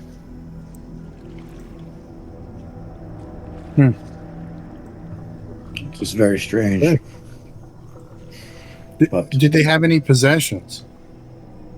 They do have like bone totems that are on sinew tied around their neck.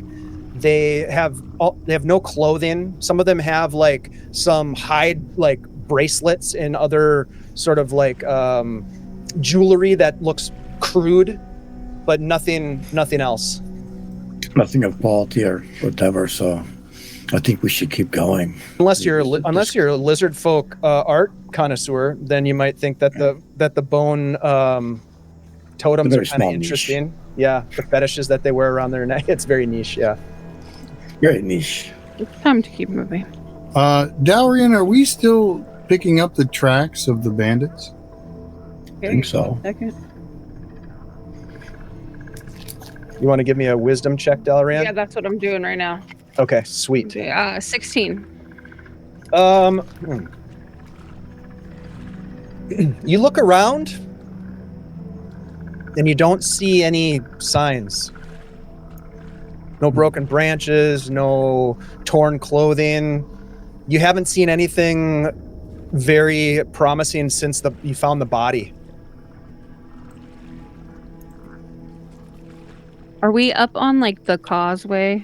Yes. Now, or at this point you are. Yep, you're on the causeway. I suggest we continue on the causeway because, I mean, without tracks, we've got to try and pick them up again at some point.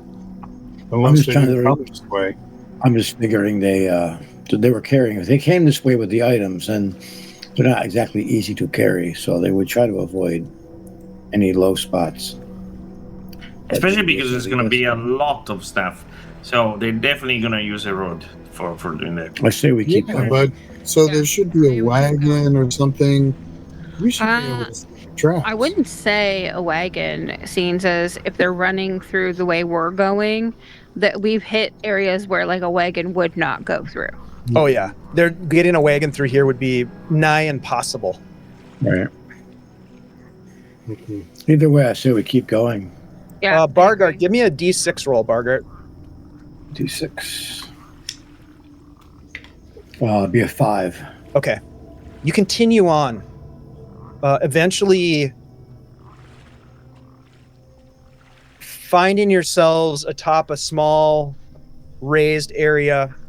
Again, the visibility is not great, but you hear the sound of drums in the distance. Faint. I was going to say music, but yes. Maybe a quarter mile off. Tribal sounding? I kind of look at Dalrian because she's a ranger, and Halleck, he tends to delve into weird shit. But do they sound tribal like, or are they like more organized, like actual music? Are you asking me or are you asking Dalrian? Well, I'm asking like you. Like, does he hear when he hears these drums? Does it sound more tribal like? I rolled a 19 if you needed a wisdom check. Yeah, I mean, definitely. You've heard about the tribes of lizard folk out here. You just came across some of the ensorcelled variety.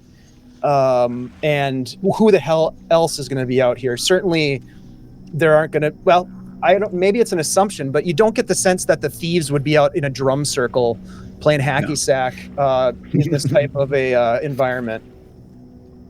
They might be the hacky sack for the lizard men, but so it sounds more ceremonial from what we're hearing. Yeah, So I there's think we should definitely avoid multiple drums, and they're being played in a intentional rhythm. So, Dalrian, can you check to see if we picked up the trail yet? If we pick up a trail of anything, really, Well, yeah, Look. or the bandits. I'm just concerned that that's a nat 20. Nat 20. Okay, Nat 20. you look about as you're taking stock of the situation, and the drums are off to the north. The drumming about a quarter mile. You estimate, Dalrian, and you can Okay. see that there are some scrape marks. Some Like they've been fresh dragging scrape marks. something. Yep, that go off of the causeway and into the marsh, headed to the north. Like your boots up, people. We're getting wet.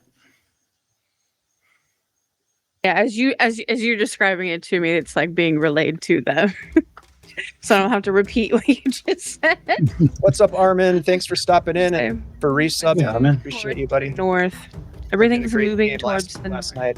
Yes, to the north. To the north, they say. Lead the way. Hey, Marat. And I just put on some Think slapping drums from our good friends at Tabletop Audio. So You did good. it sound so cool. It does sound good. I love this. This is one of my favorite tracks. There's that other one, the more industrial one that Flea Monkey and I both, we hear it and it's always something bad happens. That's true. That's true. All right. I'm sure it'll be fine, you guys. Don't What do worry. you guys think? What do you guys think? We should follow into the swamp, I guess, huh? and we're gonna follow That's for them. That's what we're getting paid for. Yeah, I agree. We need to get this done. Let's do this. Be on the lookout. After you, I say. I go up in front. I'm very fragile, I remind you. I'm gonna go a behind baby. Dalrian, and whatever handedness Dalrian is, I'll be on the other side of her. So if she's right-handed, I'll be to her left and somewhat behind her. Yeah, Okay. I'm right-handed, and as we're walking through, my right hand and is just sitting on the hilt of my longsword, just like as I'm like ready for anything. Well, this is good because Bargart is left-handed, so if he has to grab his axe, he ain't gonna get near you at all. So, but let's see. Let's walk through the swamp, man. Watch out for sinkholes. Yeah, we're just walking. Is there, as we're walking through, are we seeing like any like the disturbance of like the mud where they've been dragging things through? Yes, the farther you go from the embankment, the causeway, and deep into the watered marsh, you can see that it looks as though someone was dragging something large, and there are broken branches and trees. The drumming sound gets louder as you're kind of splashing fairly loudly, actually, through this wet water. For those of you that are human-sized or elven-sized, you're getting about thigh deep in some spots. So for our dwarven friends and our halfling friends, you're over your waist probably or close to it in the water. So Oh, this sucks. Sorry, Daniel, you got the halfling. Yeah. This one. I So you guys think they were continue using on? a Are you thread. gonna try to follow the trail to the north? Or what do you guys want to do? I say we follow the trail, and as we get closer, sir, to the end of like where they are, do we see anything like? Did they come up to somewhere where they could encamp, or are they just continuously moving? Like, is there another embankment? Is there a burn? Yeah. anywhere? Nothing. I would say, Sweetbeak, go and investigate. Yeah, somewhat burn. Quietly, Sweetbeak, quietly. Bargard's like noticing how high that the swamp is. He's looking for like a nice thick reed in case he has to make a breathing tube. Sure. Yeah, there's all kinds of reeds around here. You snap one off and start pulling the leaves off of it and preparing it. Sweetbeak takes off into the marsh and disappears in the fog for a couple minutes. Are you gonna wait for them to come back, or are you gonna keep moving? And we're gonna Let's keep moving. Okay. You don't want to You Dalreen, as you're sort of leading the way, you look ahead and you can see these two beady eyes that are just above the water surface. And as you get close, they just sort of disappear, and you see this long tail of like a crocodile just kind of splash and disappear away from you, giving you some indication that these waters are not completely safe. That's not. I look over my shoulder at the rest of the group and I go, "Be careful. There are other things in this water with us with very sharp teeth." I'm going to take my sword, and as I travel, I'm going to kind of poke it in front of me, just in case. Very smart. Very smart. I like that. Okay. Now, like as I mentioned, your movement is sort of, you're like kind of splashing and slogging through this thing. And you get the sense, especially you, Falco, who prides yourself on your ability to sneak around, that this is fairly loud, but you're not sure what other options you have because you are over your waist in the mud right now, just cursing all the gods available for this terrible situation. You're definitely going to have to take your clothes to get laundered immediately upon return to Hardby. It's disgusting. We better hope the drums don't stop. I was gonna say, Mark, I'm hoping the drums are covering our noise. Like they're loud enough where the people or whoever they are at, they don't hear us. Margaret's adding any gods that he knows that Falco missed to the list of gods to curse. Eventually, as you continue on, you start to hear strange, almost alien-like language being spoken. Guttural. Not something any of you are familiar with. If you have comprehend languages, that might help. But it sounds like probably something that lizard people would say, like just voices up ahead. You feel like you're getting close to the sound of the drums as the tempo and the volume is getting louder as you continue your approach. And eventually you can see that there is sort of like this glow of flame. As the darkness is you start to notice now that darkness is setting in on the marsh. You've been traveling all day and weary, worn. You've gotten into a fight. You almost got attacked by a duck. And you now find yourselves coming up on what appears to be some sort of party of some kind. Beyond the reeds and tangled swamp brush, you can see that there are some torches burning atop long wooden poles. You can see dark shapes that are moving among this small settlement. It's not much of a settlement from where you are all related to, but certainly there are these crude huts that rise on stilts from the water. Okay. Yeah. At least we know that if there's firelight inside this circle, it's harder for them to see us outside of the circle. Which means if there's stuff like up there, that's like more sturdy ground, correct? No. It looks like there's a combination of probably some dry ground and some around the edges. Think of it as almost like a halo of sort of like huts on stilts, and then at the center, right. Okay. there's kind of like a knobbed hill. All right, so this is like where they live. We see. That's a good guess. That's a really good guess. Can we see if there's any drag marks that would be resembling about the size of what we've been following? I would say that with the low light condition now, and this marsh, you're not even sure you're on the same path that they would have taken at this point. It's unclear, but you know that there were drag marks on the causeway.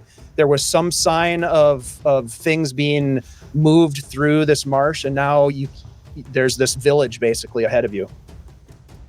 What do you guys? We should wait for the ravens to come back before we do anything. Yeah. Oh yeah, Sweetbeaks. So Sweetbeaks comes back, Elson, and lands on your shoulder around the same time, and telepathically communicates to you that there are lizard men ahead. How many? Yeah. Right. Bird. Dozens. Okay. Were there any humanoids? I refer what I hear dozens. Well, it looks like dozen lizard men. What about the bandits? Well, I ask any All the human Raven are very intelligent, so they should. Yeah, this Raven is this familiar is very smart. There is. It looks like there is a small bundle of humans that are tied together, and So, it yes. looks as though yeah, exactly. Yep. So they Okay. looks like a prisoner. They've don't think got they made- our people, and they've got the people we're looking for, and they've got the stuff we want. It sounds like this is where we need to be to to get what we need. I We just would have to suggest- decide. Yeah. I will. And I just I would suggest to try to free them, to help us to fight this for this occasion. Bargar, his 2 cents is our prize is not to bring the guys who stole it to justice. It's to return the goods. So he'd rather find the goods, and if we have to, just frag everybody else. Mm-hmm. Yeah. Well, Bargar's all about the money. Target. yeah, it's okay, but I don't think we're gonna be able to get closer. If Hey, we if you get a don't chance to take care free those of these chanting lizardmen. So my suggestion would be I could sense with a sharp tool to be sent to close to the prisoner. They can try to help themselves to free, and that could be a potential help, distraction, or a paravent that could help. Would I be able to see if these structures would be like climbable? I could go invisible. They are. You Okay. can see that, Dalrin. Or what? They're climbable. I'm thinking about like position wise when we get up there, like I could scale one to be able to shoot from up above. I think Kelson should send his Raven to see if we could figure out which of these buildings has the Better cover. the items in it. And then he can go and do whatever he wants to try to free those prisoners. But as long as we know where our prize is, it's nice that we can be there Yeah. or near Fair them. enough. You know what I mean? Fair enough. I'll Set ask. it up a little bit better. Yeah, I'll ask Sweetbeak, Find a Take this. window, whatever. and I'll give a little bit of extra food. Go and check where are the things that we're looking for, and I'll tell more or less how they should look, what they should be about, and again, don't let me seen by what is called the lizard man. Oh, come on. Whispers back Sweetbeaks. So Sweetbeaks is going to, just so I understand, Kelson is going to fly in and just get more information, or are they going to try to drop something? You had mentioned maybe dropping something, or what were you thinking? No, I'm gonna do this later. The first, I want to scout to find the loot that we were looking for. Okay, so Sweetbeaks goes in and perches on one of the huts, looking towards this. There's a large fire in the middle. There are some fires along the perimeter that are burning like torches. The bandits, the thieves, are tied together near the large fire in the middle. And Sweetbeaks looks about, and you can see also that there are there's 2 boxes and what appears to be a coffer that are stacked nearby. And you can, I think you can close your eyes, Kelson, and like see through your familiar. So as you look about, you're doing this, you kind of eyes roll back in your head, and your friends kind of like, it's still, even though they've seen you do this before, it creeps them out. And you can kind of maybe Bargart or Falco kind of holds you steady so you don't fall over into the water. But you can see all of this happening. You watch as 3 lizard men come up to the bundle of humans and fidget around with the lashings, the vine lashings, and then they pull one guy out. He starts to cry and scream, "No, not me, not me!" And they drag him across the opening in the middle of this ring of huts, and they take him and they tie ropes around his ankles and they throw it up over a post, and they hoist him up upside down. He's dangling from his ankles, and one of them steps forward and jabs a dagger right into his just I guess it would be below his groin, and just slices him all the way down. Everything just falls out, and it looks like they're getting ready to eat. I say this is the best moment. They're distracted and they are feasting on one of the prisoners. I think we should go now. Okay, are we going to attack them, or are we going to try to steal? We've got to attack them. We know, have to. yeah, we will take There's everything. no getting anything out of there without Exactly. doing something. But I'll tell you what's the location from what I see, so we But can apparently go the and use it packages are as a not- base. Yeah, and I'll The go and package- try to free the prisoner. But now the packages then are not inside any kind of building. Then they're outside, huh? Yeah, They're well, I'll they're try. just I'll try. stacked I'll try. nearby. Yeah, So okay. what I'm gonna do? I'm gonna take the couple of falchion that probably we had from the other, what is called it, the dead body that we brought with us, and I'm gonna try to take the other route before becoming visible to try to go towards the prisoner, because I know well the geography of the situation. I know that there is a freaking animal in here, and that's my only worry. So I'm thinking that maybe I'm gonna go invisible for this. Yeah, I'm gonna go Okay. invisible. All right, so Kelson, you're going invisible, and you're going to try to sort of flank around and make your way to the prisoners. Yes. Okay, I'm just going to write that down so I know what everybody's doing. Flank prisoners. Okay, what about you, Falco? What do you want to do? I'm going to try to flank around to where the stolen. I'm going to try to flank around to a hut. Okay. Okay. And then kind of investigate it, or just use it as cover? Or both? I'm thinking of maybe setting it on fire, but for now, just cover. Just cover. Okay, got it. That's great. I love that idea. All right, Dalrian, what about you? I'm gonna find a hut that I can climb and get up on top of, so I have a good angle with my bow. Are you going to move forward with Falco, or Yeah. are you going to? Okay, so you're with Falco. Okay. I'm with Falco.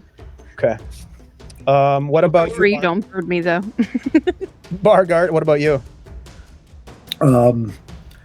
Bargard, depending upon which direction Falco and Dalrian go, he's more focused on now that can he see now that he's been told where the items we're looking for? Can he see where they are? Not from where you are. You guys are still kind of in low grounds around the space, and it's got Okay. these huts that kind of obscure. So you'd have to sneak forward and kind of crawl up the side of the mound that's in the middle, or get a vantage point from one of the huts or something.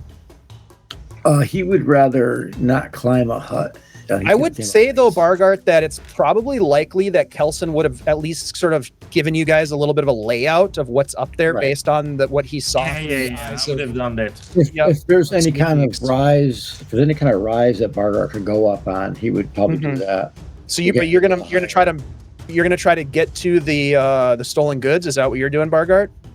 Yeah, he doesn't want to get them out of his sight. He wants to once he actually sees them, then he can figure out the best way to get them Okay, out so of you there. want to get eyes on the stolen good. Okay. Yeah. And what about He you, doesn't want Halleck? to So I want to cast aid on Dalaran right before they take off, Okay. so that way they'd already have that in place. And then I want to get kind of find some place where I'm kind of in between everybody. I don't want to be too far away from one person, unless and if I need to give them some healing or anything. So I you've want got- to try and keep. Kelson disappeared, and you can see them sort of splashing, even though they're invisible. You can see them splashing through the water, going one direction.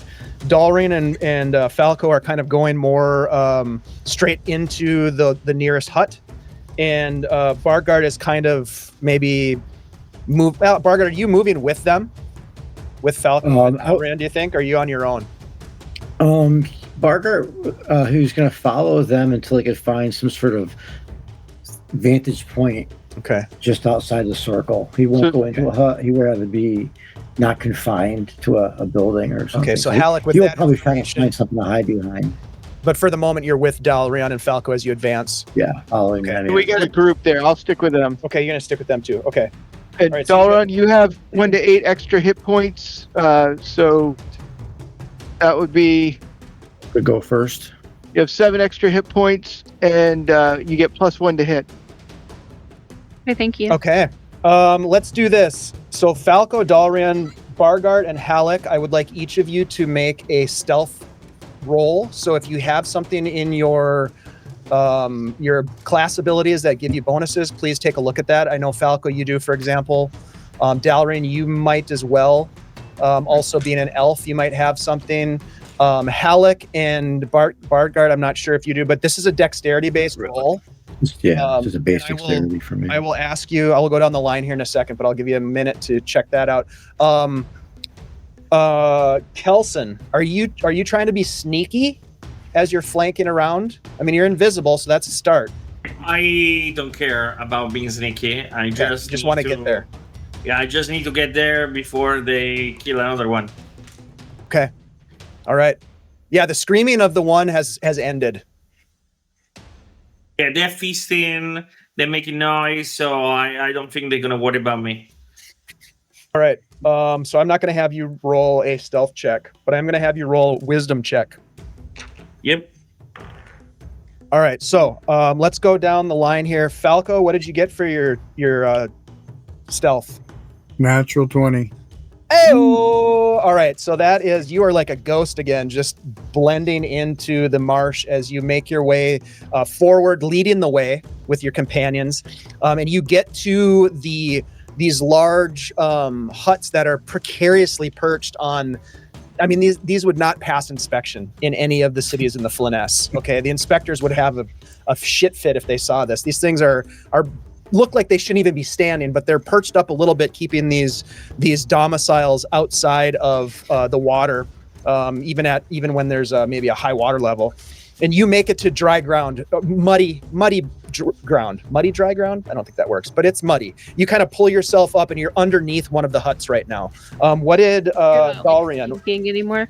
I got a 19 with no modifiers.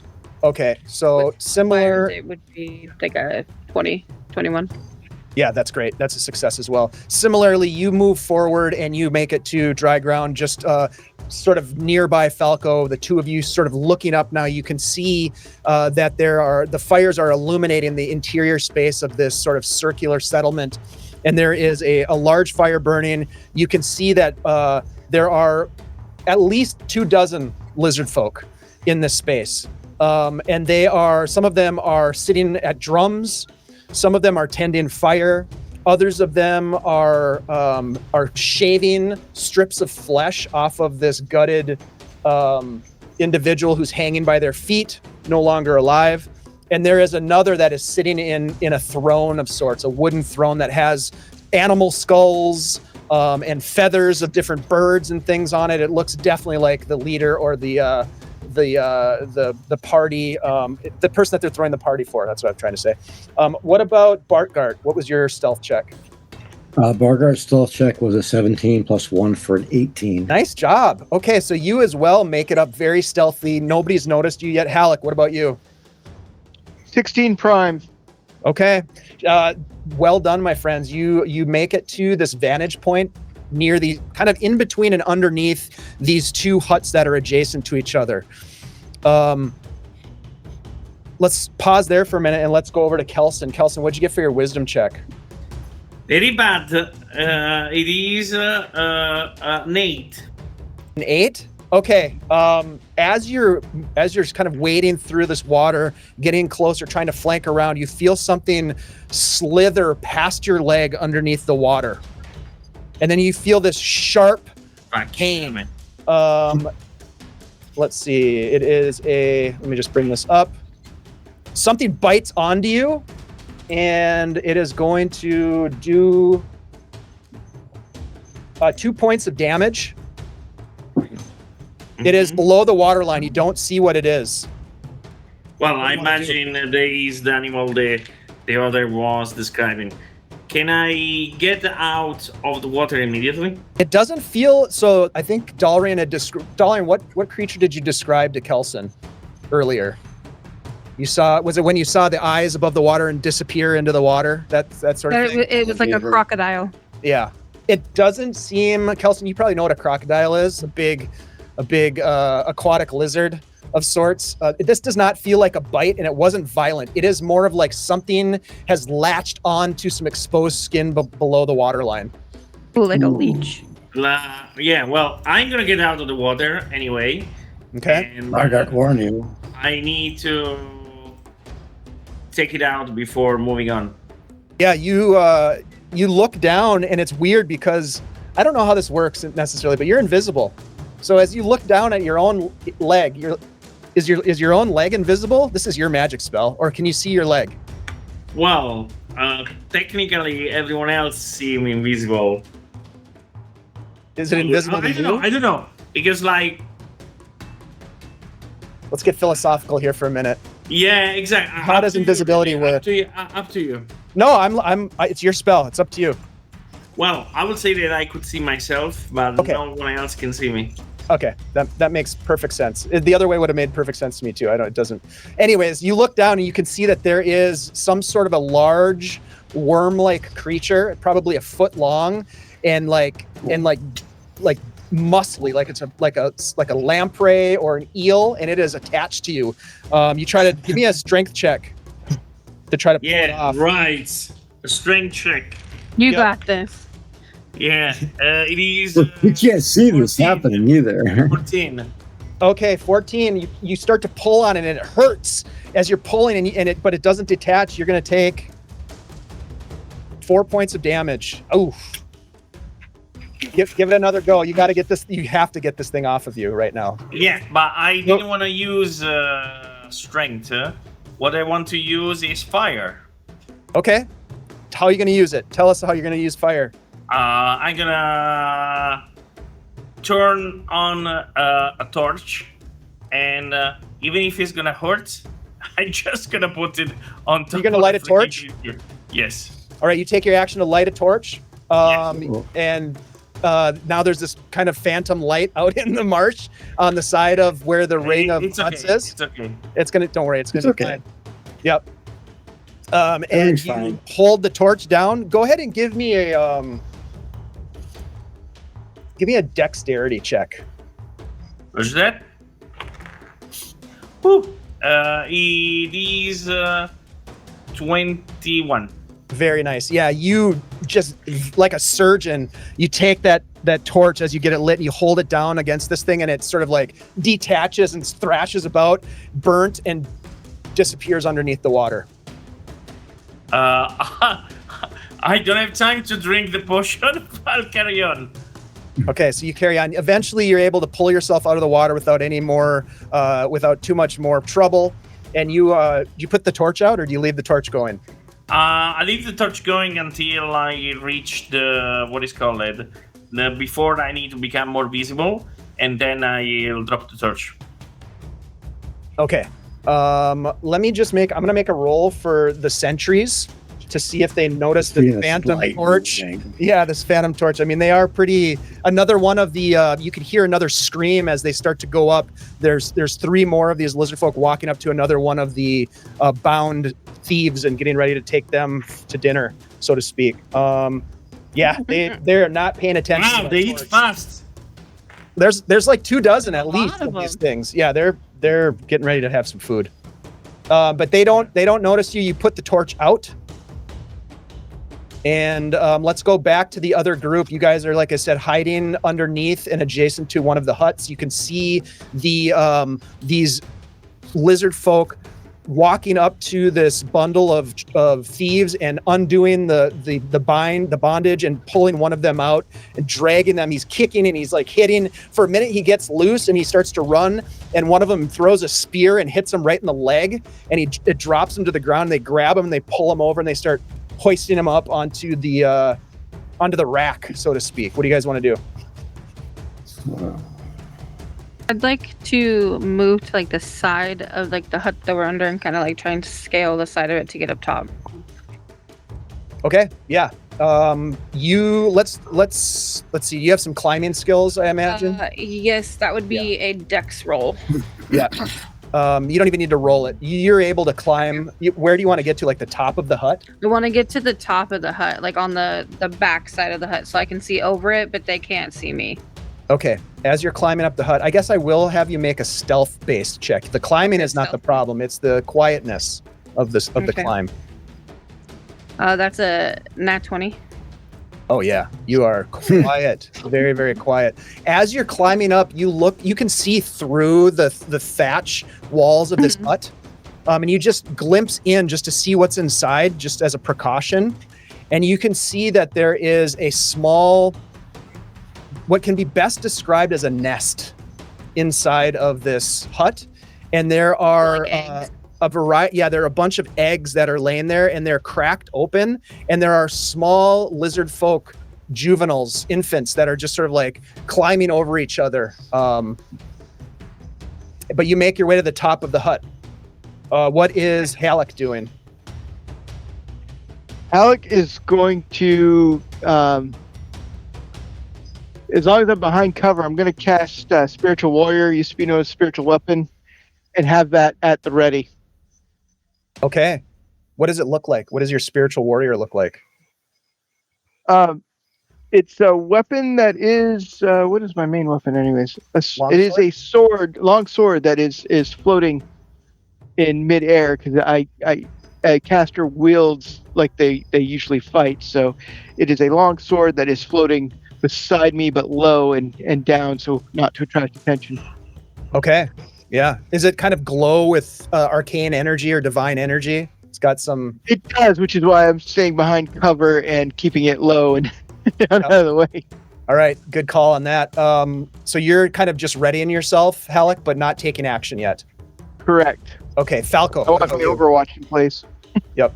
So Falco observes the scene and sees what appears to be the chieftain sitting in a chair or a throne. How far away is that? I would say it's probably 40 feet away from where you guys are positioned right now. And are there buildings or cover between myself and the back of this throne? Maybe the huts are in a circle. Yeah, you could sneak. You get the sense that if you're very careful and lucky, that you could sneak in. You could make your way in. There is, so basically what it is there's a ring of huts, and then there's like this hill, right? Mm-hmm. There are a series of drummers that are sort of spaced out around this big bonfire. There is a throne off to kind of behind the area where Kelson went.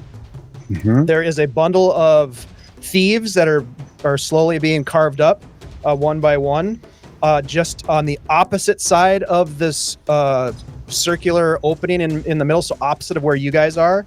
And then also that's where the there appears to be a stack of the goods are also across on the other side. But you do get the sense if you're trying to make it to, there are some sentries and some other, I mean, like I said, there's about 24 lizard folk that are in this area. It's going to be really tough to sneak, but you could try. Yeah, I want to try to stealthily get behind the head lizard. Okay. Person. All right. Let's do, it'll take you probably 2 movements worth of checks to get there. So let's get the first one here. Let's go ahead and make a stealth check. Again, if you're moving, it's going to be at -5. It's a dexterity roll for you. Okay, so that's a dirty 20. Dirty 20. Okay. Well, yeah. -5. If I only move half, I don't get the -5, right? No, if you stay put, there's no -5. If you move half your distance, it's -5. And if you move full speed, I think it's like -10. I think it's on your character sheet. Let's double check. Pretty sure. Let's see. Move silently. Oh no, half speed at no penalty. You are absolutely right. Okay, I'm sorry. I stand corrected. Yeah, so you have no penalty. So it's a dirty 20? Correct. Okay, yeah. Let me do this. I'm gonna roll. I think, yeah, I'll do it that way because I don't want to not. Nope. Okay, right now you are not noticed. You have not been noticed yet. So you move into the space. What about Bargart? What are you doing? Watch as Falco starts to sneak his way in. Yeah, he saw Dallarian climb up. He's just gonna move a little bit farther forward now, because we were at like the base of one of these huts. And the huts are kind of like on stilts, kind of up off the ground. So I'm picturing we're at kind of at the back of it. She climbed up. He went forward probably. If I look down, there's more huts. Do the huts kind of go like in a circle or a semicircle? Yeah, they go in a circle all the way around this place. It's like the huts were built around the clearing. Right. How close like are they? Because what I'd like to do is just move underneath the one we're at and try to get underneath the one next to it. In which direction are you moving? Towards the way that Falco went, or the opposite direction? I'd like to probably go the way that Falco went, just to kind of back him up if I can. Yeah, give me a stealth check. Trouble. All right. I am going to move slowly. I'm not trying to run or anything. Yep. Argarts hasn't lived this long. So, do you have any sort of stealth bonuses? Just my dex, which is +1. Okay, and it's going to be you're going to have it's going to be harder for you. It's going to be harder for you because you're not a rogue. So go ahead. What was the total? Right. The total after my wonderful +1 is a 16. A 16. Okay, as you are moving, following Falco, you notice that you can feel it before you even see it or hear it. You look up and you can see that you have been spotted. Ooh, the hairs on the back of my beard. You hear this sort of screech, this, and the music, the drumming stops. Everybody else probably just stops, and in your movement, you're sneaking about. Falco, you duck down behind some like debris, some sacks or something, or some stacked firewood or whatever it is hiding. Kelson, you are invisible on the opposite side. Dalrian, you are perched up on top of this hut, and Halleck, you are waiting back.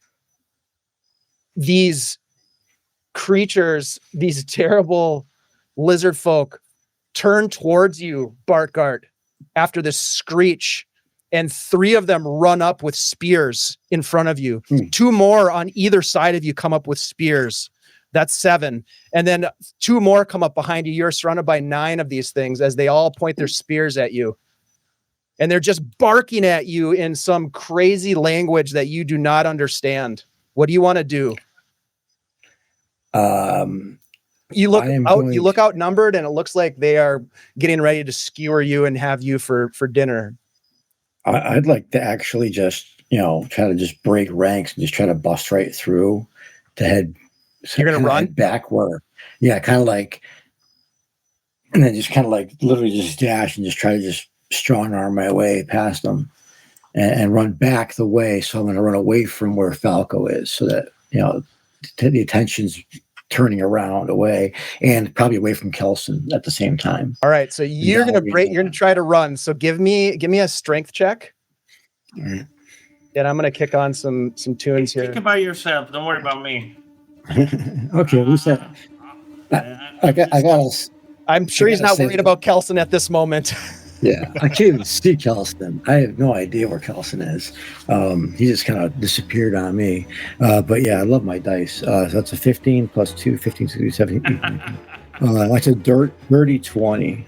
All right, you bust through the 2 that are standing nearest to you and push them aside as they scatter. You watch Dalrian as some of the individuals who were at the festivities in the middle grab each other and go into their huts and retract, while others are grabbing spears.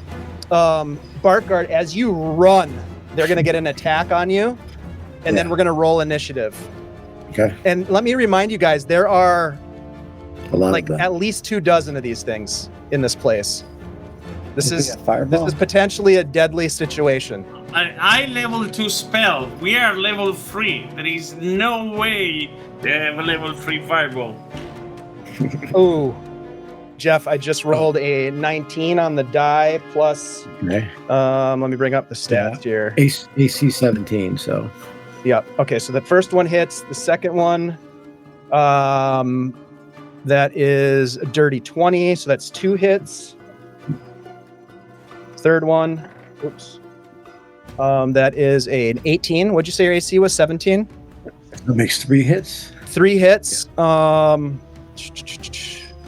3 hits with the spear. Okay. So they're kind of like scrambling at this point to prepare themselves for whatever's going on. And they hit you with 3 spears, and you take a total of 13 points of damage. Okay. There are more spears to be thrown, but I'm going to hold off for a minute, and we're going to roll initiative. I'm making them get rid of their weapons, guys. That's a good strategy. All right, so let's go ahead and roll initiative, please, and add it to the tracker. Oh, okay. Oh, man. What am I doing here? Oh, there. Here we go. Where am I? Bug art. Don't bark art.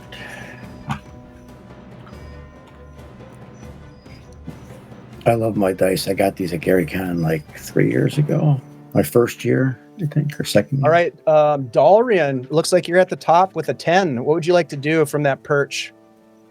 Can I see the chieftain? Has he moved? Chieftain is standing up, yes, and has Okay, reached down and grabbed what appears to be a mace of some kind, a club with like sharp bones embedded in it, that kind of thing.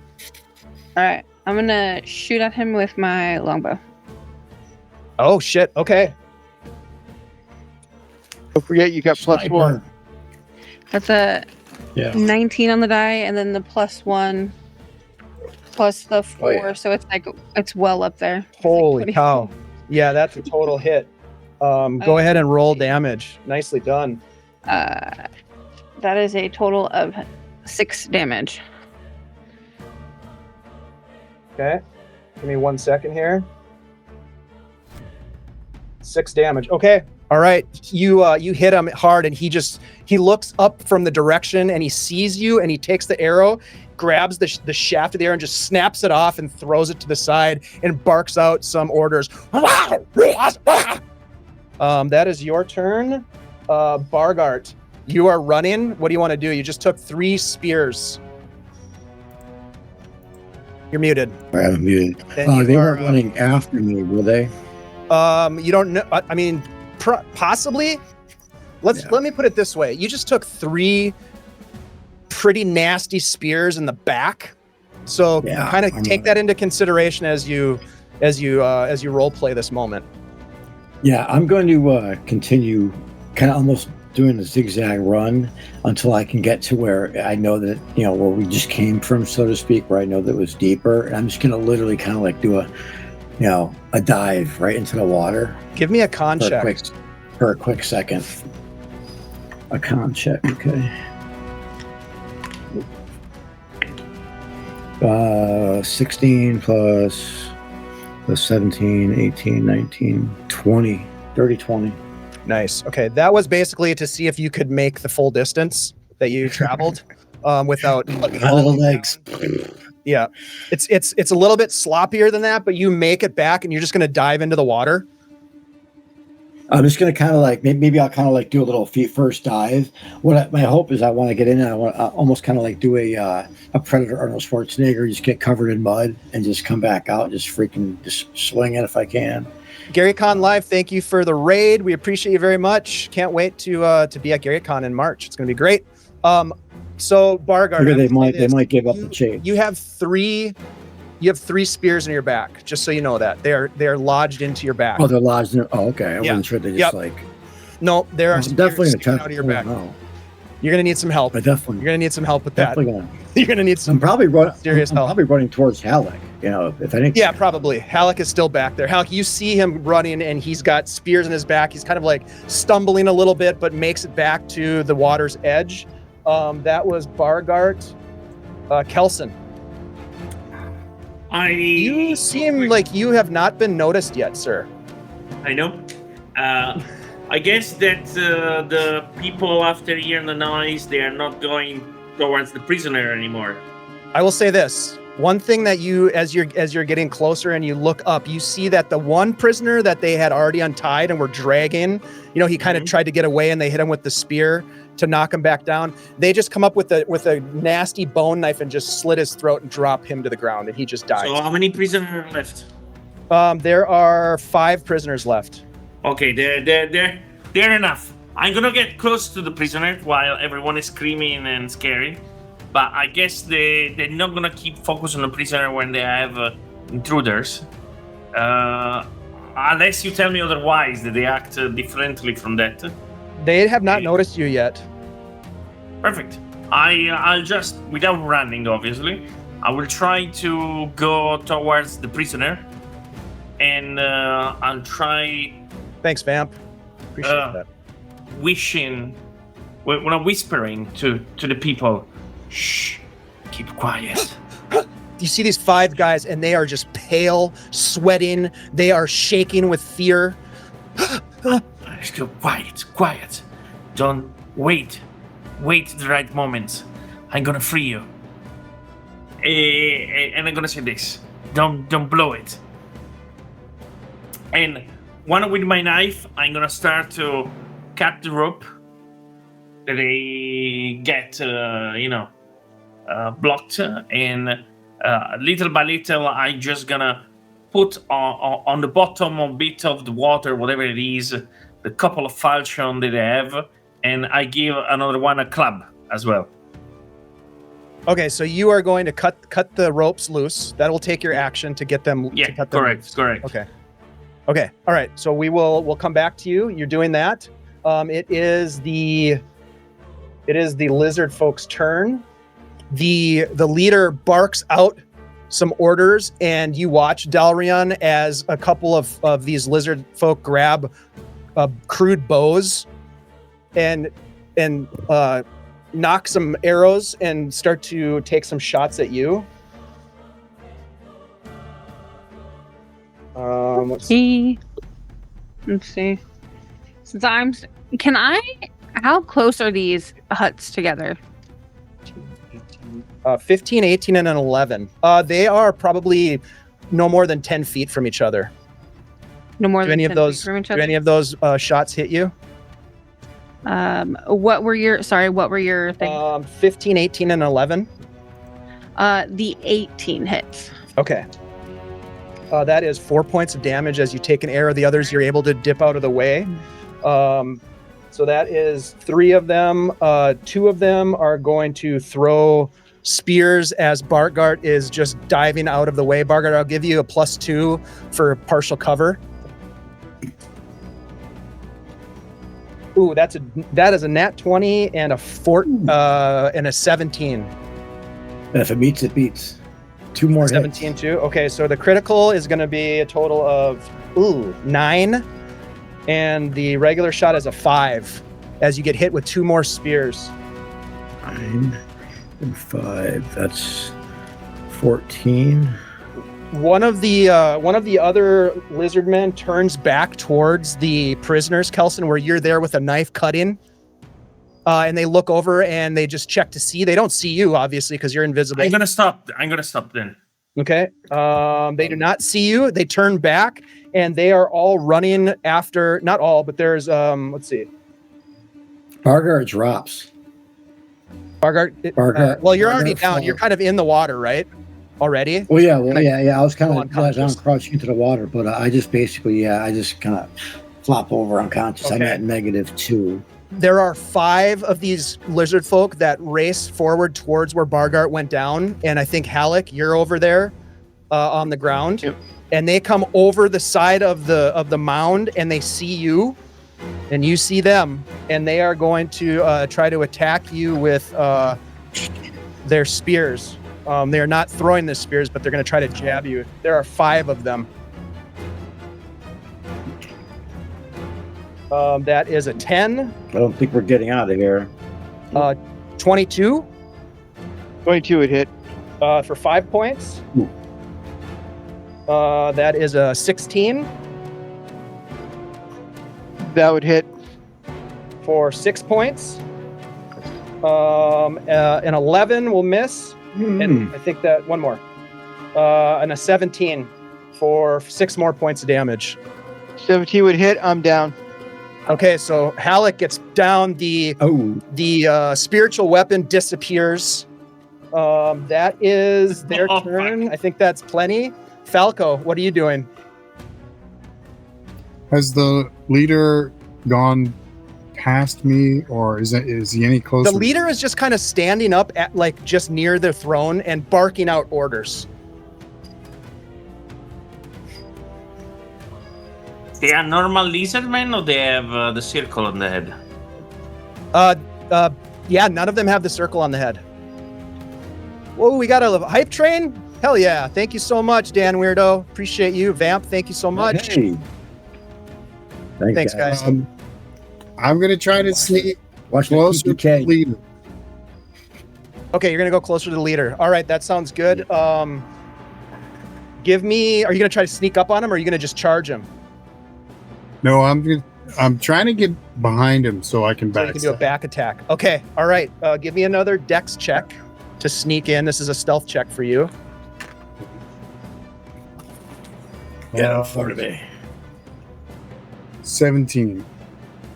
17. That's a success. As all of this chaos is going on, you're staying in the shadows. Thank you so much, you guys. You're staying in the shadows. You're working your way around, and you will be positioned for an attack on the next turn if you're not detected by them. You're in a great spot right now, Falco. Halleck, you're down. Yeah, I'm at 0. You're at 0. Okay. Exactly at 0, or are you below 0? Exactly at 0. All right, so you are gravely wounded and unconscious. That's not good. Okay, so you're down. Dalrian, Yes. it is your turn. Oh, you know what? No, we need to. We have to roll our initiative. Yeah, roll initiative. Uh-oh. The ones that are dead. Damn it! Well, Damn it! Roll a 2. If you're down, go ahead and still get in the initiative, just in case something else changes. all right. 10 more. Wow, Dalrian coming in with some big initiative rolls. I love it. All right, let's get mine in here just so I have it. Yep. Hang on. All right, Dalrian, you are at the top of the order with a 9. What do you want to do? You see both Halleck and Bartgart being swarmed at this point. They both look to be unconscious, maybe dead. This doesn't look good. There are at least a dozen warriors. Right. I'm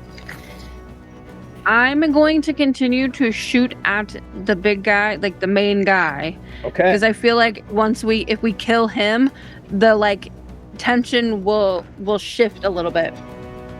Okay. That's an interesting That hypothesis. is an 18 on the die plus 4 is 21. Hell yeah, that's a hit. Nicely done. Max damage of 8. Holy shit. Okay, that a second shot hits him, and he looks up at you, and he kind of staggers and breaks the arrow shaft off and throws it down, and now he starts to walk like he's kind of walking across the opening to join his companions. Falco, you just see a juicy target on this guy's back, not paying any attention to you. But it is, and I guess Dalrian, obviously you're staying perched where you are. Unless I can move. Can I move? Well, you would have had to move before you shoot. Okay. So okay. on the next turn, you can move if you'd like to. But you can That's why see I that. asked how far apart the huts were. Yeah, they're like about 10 feet apart. I think I said no more than 10 feet. That. Okay, so. Oh man, you guys, fuck. They're gonna swarm. Yep. All right, so 3 of them rush up and grab Halleck and start dragging Halleck back up and up onto up by the fire. So that's those 3. 2 of them go into the water and grab Bartgart and pull Bartgart up. Dwarven meat's very tough, you know. You gotta tenderize it. Then there are 3 of them are climbing up the hut that you're on, Dalrian.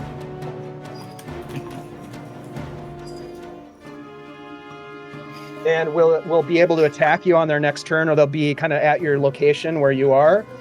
Meanwhile, there are some bows that are being shot, Dalrian, in your direction. There are 4 of them. Okay. That is a 9 on the first one. That's a miss. Miss. That is a 19 on the second one. Hit. That is an 8 on the third one. Miss. And an 18 on the second one. So 2 hit out of the 4 for a total of 7 points of damage. You take two arrows, these sort of like crude bone tipped arrows. And then the leader is just kind of walking slowly, plodding along, barking out orders. Lizard folk are running around. Some of them are grabbing like the young lizard kids, I don't know what they're called, and like pulling them into some of the other huts away from where all this is happening. And that is their turn. Bartgart, you are, what's your hit point situation? I am at -2. Okay, so you are unconscious and dying. Halleck, you are also, you've both been drugged up to the near the fire. I would say, Dalrian, it looks to me like they're going to flay your friends. Falco, what do you want to do, Falco? Now is it's your time to shine. Yeah, I want to jump out and backstab the chieftain. Okay, all right. You got this. Roll high. Roll high. Rock me, Falco. 0 points. Oh, shit. No. What's your roll? 11. Oh, Do you have no. you don't have a reroll, do you? You don't have any modifiers? Oh, I have a hero thing, don't I? You do. Yeah, you have a use hero a point. hero point. It won't get you there. It won't get you there, unfortunately. So you come in, and as you sneak up, you're like, I'm gonna take this bastard out. And you get up and you take a swing with your dagger, and he kind of either sees your shadow or something, or maybe it's just like lizard folk instinct. He steps to the side and gets ready to swing this bone shard mace at you as you miss. God dang it, Falco! It must be the balm he got from Kelso to keep the flies away. It stinks. Meanwhile, Kelson, what are you doing? I Back at your finish? I finish open the leave the prisoner, and Okay. I handed over to scimitar and a club, and I'll say, get the kids, and tell them to piss off. Okay, these guys are looking around. They don't see you. They hear your disembodied voice. They see this knife shaving through these large vine-like ropes, and immediately when you cut those ropes, they grab. Some of them grab the weapons that you have there, but other ones just run. Like they're like, fuck this, I'm out of here. And one of them runs towards the edge of the area, and one of the other lizard folk throws a spear right in the back. And he lands and dies. The rest of them sort of scatter out, and you can see them splashing into the marsh. They're not, they don't give a shit about the kids. They want to get out of here. I know, but yeah, I don't think they're gonna survive otherwise. No, you know what? In fact, just for poetic justice, you hear from the marsh in that direction. Exactly. You know what? But you were the bigger man, and you freed the bad guys. I love it. So that was Falco. That was Kelson's turn. Let's go ahead and roll initiative again. We're back at the top of the order. All right, I'm rolling low now. That's good. I would say Dalrian and Kelson, you guys better come up with a plan here real quick. And Falco as well.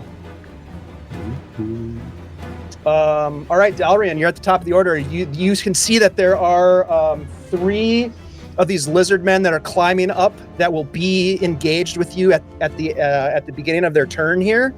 So, what do you want to do? I'm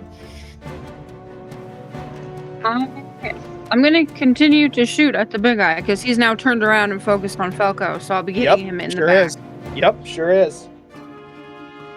And then when they get up there, we'll worry about the longsword later. Okay. That's a 17 on the dice, so that is a 21. Damn. Big hits. Yeah, that's a hit. Go ahead and roll damage. That's another max damage of 8.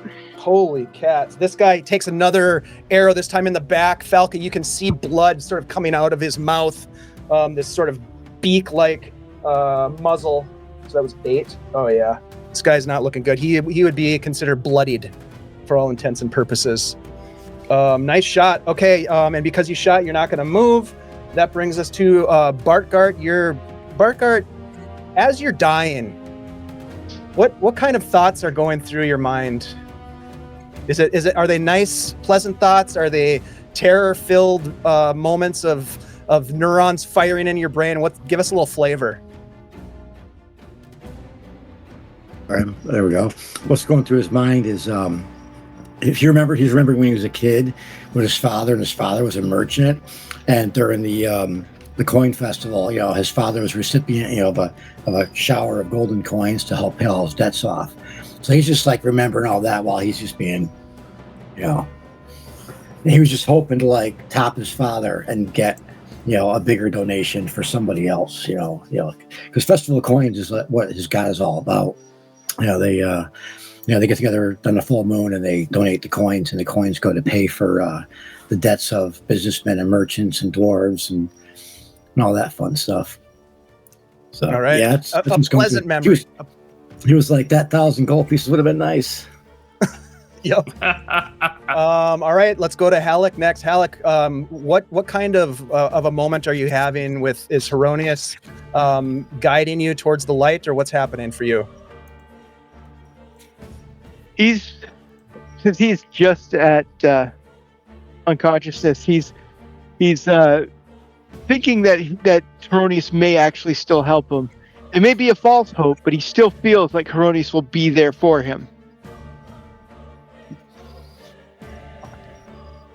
Okay. Hoping for that divine intervention. Oh, okay. I love it. Okay, so you guys are unconscious. Falco, this guy is standing in front of you. He's been hit. He's got a little bit of blood coming out of his beak. What do you want to do? Stab him. Okay. Hit him with the pointy end.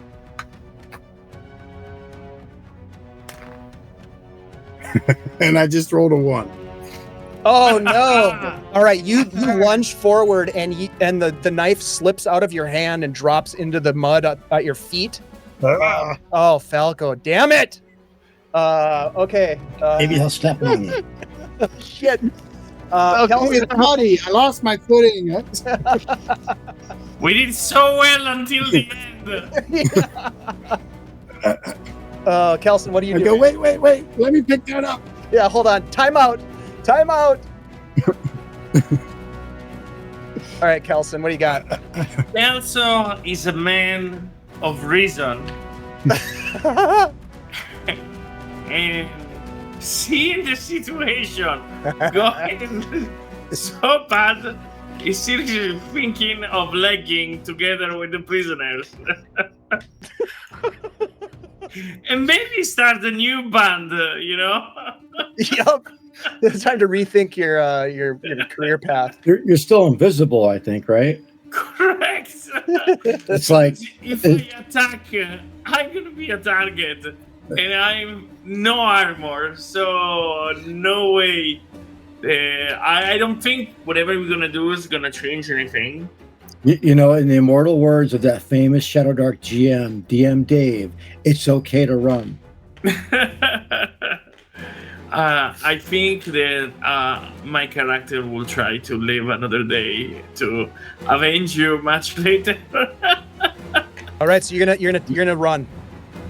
Yes. Okay. Yep. I mean, you do what you got to do to survive. I mean, that is a legit option. Okay. You do that. Makes Robin run away. Yeah. The nice thing is that nobody sees it. Nobody sees your cowardice. You know what I mean? You're invisible. So it's the perfect cover up. He just okay. slinks away. Meanwhile, for all intents and purposes, and I apologize to to Halleck and Barkart, but a couple of these guys just perforate you with spears. Yeah. Oh, like you guys are done. You guys go bye. So that's 3 of them. I'm used to it. There are 3 that have now climbed up Dalrian with you and are going to try to hit you with some clubs. 3 of them. Ooh, shit. 2 dirty 20s and a 13. The 13 misses. Okay, the first 2 will hit you for a total of 7 points of damage. Okay. And a bunch of the other ones are like scouring about, probably killing some of the thieves who got loose. One of them got eaten by that crocodile, because that's just that has to happen. That's what that scream was from out in the marsh. But the leader, staggering, hoists up this bone shard, like mace-like club, Falco, and with 2 hands, and is going to try to hit you with that. Duck, you're a halfling. Mm-hmm. That's an 18 on the die, 22 to hit. Oh yeah, let me see. Yeah. Yeah, 7 for sure. points of damage. 100 plus 14. Yep, 7 points of damage as it smashes into like your arm and your ribs, breaking ribs. Your arm gets broken and the bones like scrape across, drawing blood.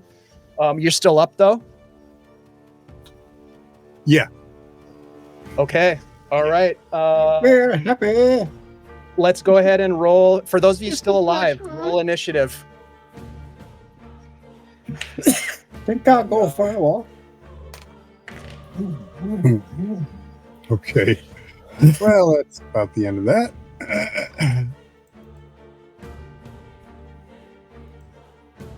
Dalrian with just epic freaking initiative rolls. All right. What do you want to do, Dalrian? I'm going to, as they came up and they hit me and I kind of stumble backwards. I noticed that if I go any further backwards, I'm going to fall. So instead of falling, I leap for the hut next to me. Ooh, I love it. Roll a dex check. Do you have any sort of jumping, anything that can benefit you on this jump? Let's see. A ranger ability or something. Clasp, conceal, delay. I don't think so. Nope. So it's just I have to beat my dex score. You're gonna add your dexterity bonus and your level to this roll. Yep. I don't need it. That's a nat 20. Oh shit! All right, they won't even get an attack of opportunity on you since you got the nat 20. As you leap across to an adjacent hut, what is your plan when you get there? My plan is to get there and be able to land, spin real fast, and shoot the leader again. Okay, your movement's 30 feet. So yeah, I would say 15 feet of movement is the jump, and then you can turn and take another shot as this guy's looming over Falco. That is 16. That's a dirty 20. That hits. Damn, Rangers. And then it would be another 6 points Rangers. of damage. Describe for us how you kill the leader of this tribe. As his back is to me, as I shoot, I'm aiming for that nice soft spot towards the bottom of the back to get the arrow to aim up high enough that just right into the heart.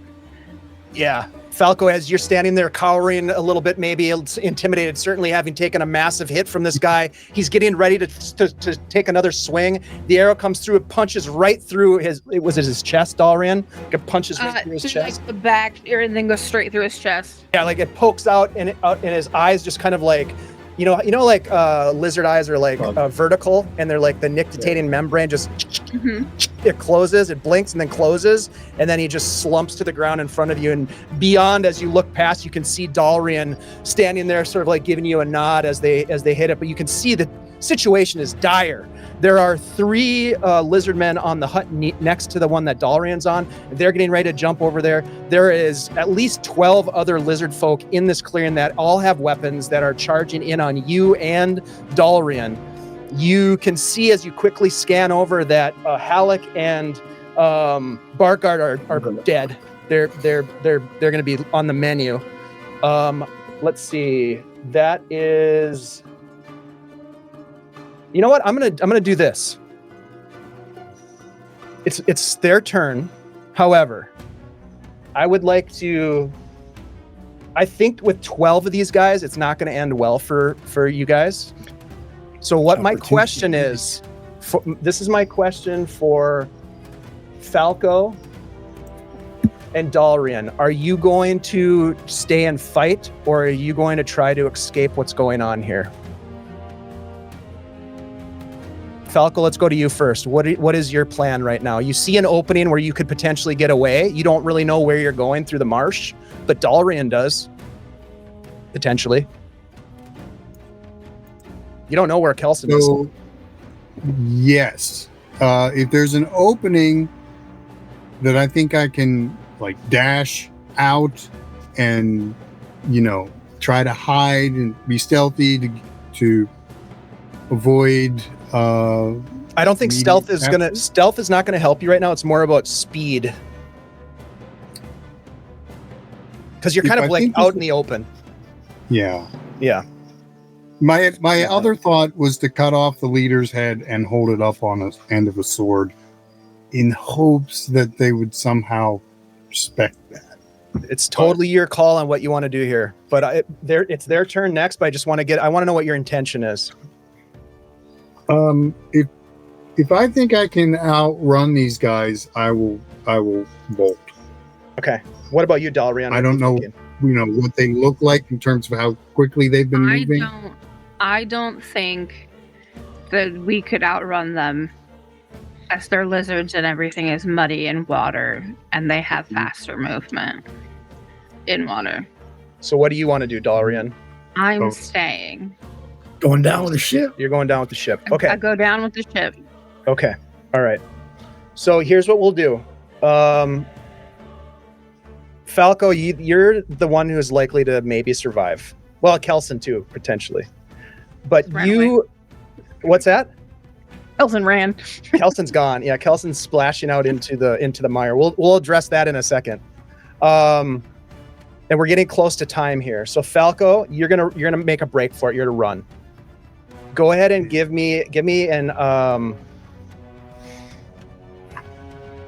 a running, some sort of a roll for running. What do you think? Like a dexterity, Dexterity. To jump and roll and run. I think dexterity would probably fit, or athletic strength, but I think dex is better for you. So give me a dex check. Okay. That was a 10. Plus anything? Yeah, probably. Let me see. Your level? Your Dex dexterity? is +2. And your level is 3. 15. 15 is a success. You race through the opening, headed for the water.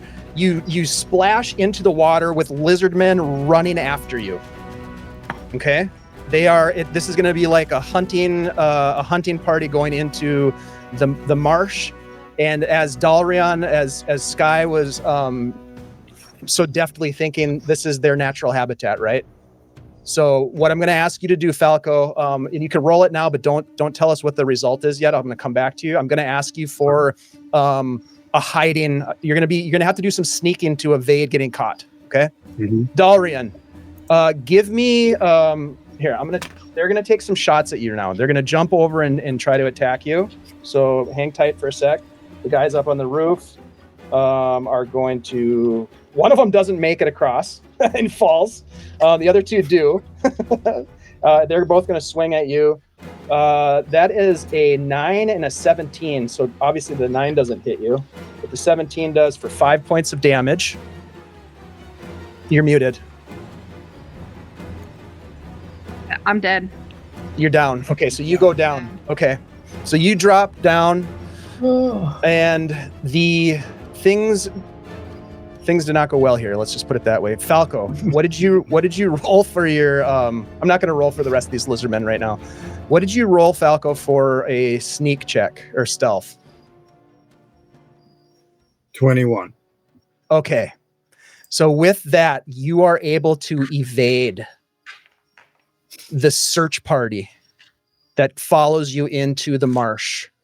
They are hot on your trail at every turn. They are sniffing you out. They are using all of their innate hunting abilities, but you manage somehow to evade them. And at some point in the middle of the night, as you are splashing around, not splashing, but like making your way through the marsh, you get the sense that you've left them behind. You breathe a sigh of relief. And that's when you realize that you are in the middle of the Mistmarsh without a ranger, without a map, a halfling up to their waist in the mud. And that's where the scene will close for Falco. Now, Kelston, let's go to Kelston. I would think that the scene will close like, hey, Falco, and Falco turns and start me after visibility. I love that. I love that. Kelston is like comes up behind you, Falco, in your moment of like realization, and you just plunge a knife into this invisible, and you just see blood, and then you see the invisibility fade, and Kelston is there. Kelston, you put your hand up down on Falco's shoulder. What are your last words to Falco? Chill. Survive for everyone. And that, my friends, is where we will end this special Into the Marsh one shot. I mean, I think it went great. I like to think that literally 2 minutes after that last incident, the captain and his little the guard show up. Oh, dude, you know what? I like where your mind's at, but they're not dumb enough to go out into the Mistmarsh this far.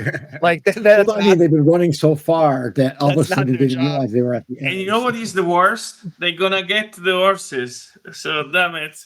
Yeah, the militia gets to keep your horses. Mine. Yeah. What really happens 10 minutes You later- even get out. You gonna get eaten by the alligator. We don't know. We don't know what happened to Falco. Falco might be an NPC in that place someday, or maybe we'll come back and see what happens to Falco. Next year, the Mistmarsh 2 to search for Falco. The search for Falco, yeah. So Jeff, what really happens 10 minutes? The bird is alive somewhere. A sweet beak, yes. Well, Jeff, what really happens 10 minutes later is that they're sitting there like, oh, Halleck is good Heronius ribs. And Margaret has got some really good leg meat. That's what happens. Dude, Dalrian was a killer with that bow. Yeah, that was awesome. Man, I don't know how many you took down, but you took down the leader. That was awesome. That was really cool, you guys. Thank you so much for playing. Sometimes things go your way and sometimes they go the other way, but hopefully it seems like everybody had a good time, and that's the most important. I gotta go. It's nice to play with. Good night. Yeah. Good night. Get it on. See you, Gary. See you later, Alessio. Bye. Bye, everybody. All right. Well, with that said, we are going to go ahead and raid into. I believe Lord Gazumba is online. Let me just double check that. Yes. Okay, we're going to go ahead and do that raid. Hey, before we do, we're going to give away these gift cards. So if you want to get in on this, it's !drawing, and that goes for the players as well. If you want to be in on this, I'm going to do it right now. So feel free to get in on that !drawing. And we're going to go ahead and do the deed here. I'll give you just another minute. Thank you guys all for being here. My name is Dave, Dungeon Dave, or DM Dave. I run games, play games, produce games here at Guild Superior. We have a lot of great stuff coming up here in the next couple of weeks, including a continuation of our Summer of Nuavarden. Dungeon Mr. Ty running an awesome cast of rotating characters through this really epic Nuavarden campaign. It's a game that Ty designed. It's a world that he created. And it's really, really fun. It's a very different game from Dungeons and Dragons or other games that you've played. Come by and check it out. That's on Thursdays. This coming Tuesday, we will be diving into a new Greyhawk series called Greyhawk Unearthed. And that is going to be GM'd by our good friend, Jose Ortiz, who is an absolutely fantastic artist, a swell guy, and super creative. So looking forward to that as well. Later in October, we'll be doing some cyberpunk. And I think we've got like some Root games coming up. We're going to be playing Invincible. We're going to be playing some superhero games in the coming year. We're going to be diving back into our Shadows of Greyhawk campaign to see how things go with the Whispering Cairn. We're almost there. Lots of things happening. So please follow us. If you like what you saw here, give the channel a follow and come back and hang out with us. We like to have a good time, and we enjoy you being here with us. All right, with that said, I'm going to go ahead and choose a winner. And the first winner is Tux Lafitte. Welcome or congratulations. Welcome. Congratulations. You have won. I will get in touch with you and make sure you get that information. The next winner is Armin. Armin, you are a lucky winner as well, and I appreciate you being there. We will no, Unearthed is going to be using Dungeons and Dragons 5e, 5.5, I think, to be precise. So Armin and Tux, I will message you with your codes. Thank you guys all for being here. We're going to go to the title screen, and then we're going to raid. We'll see you on Tuesday for some Unearthed.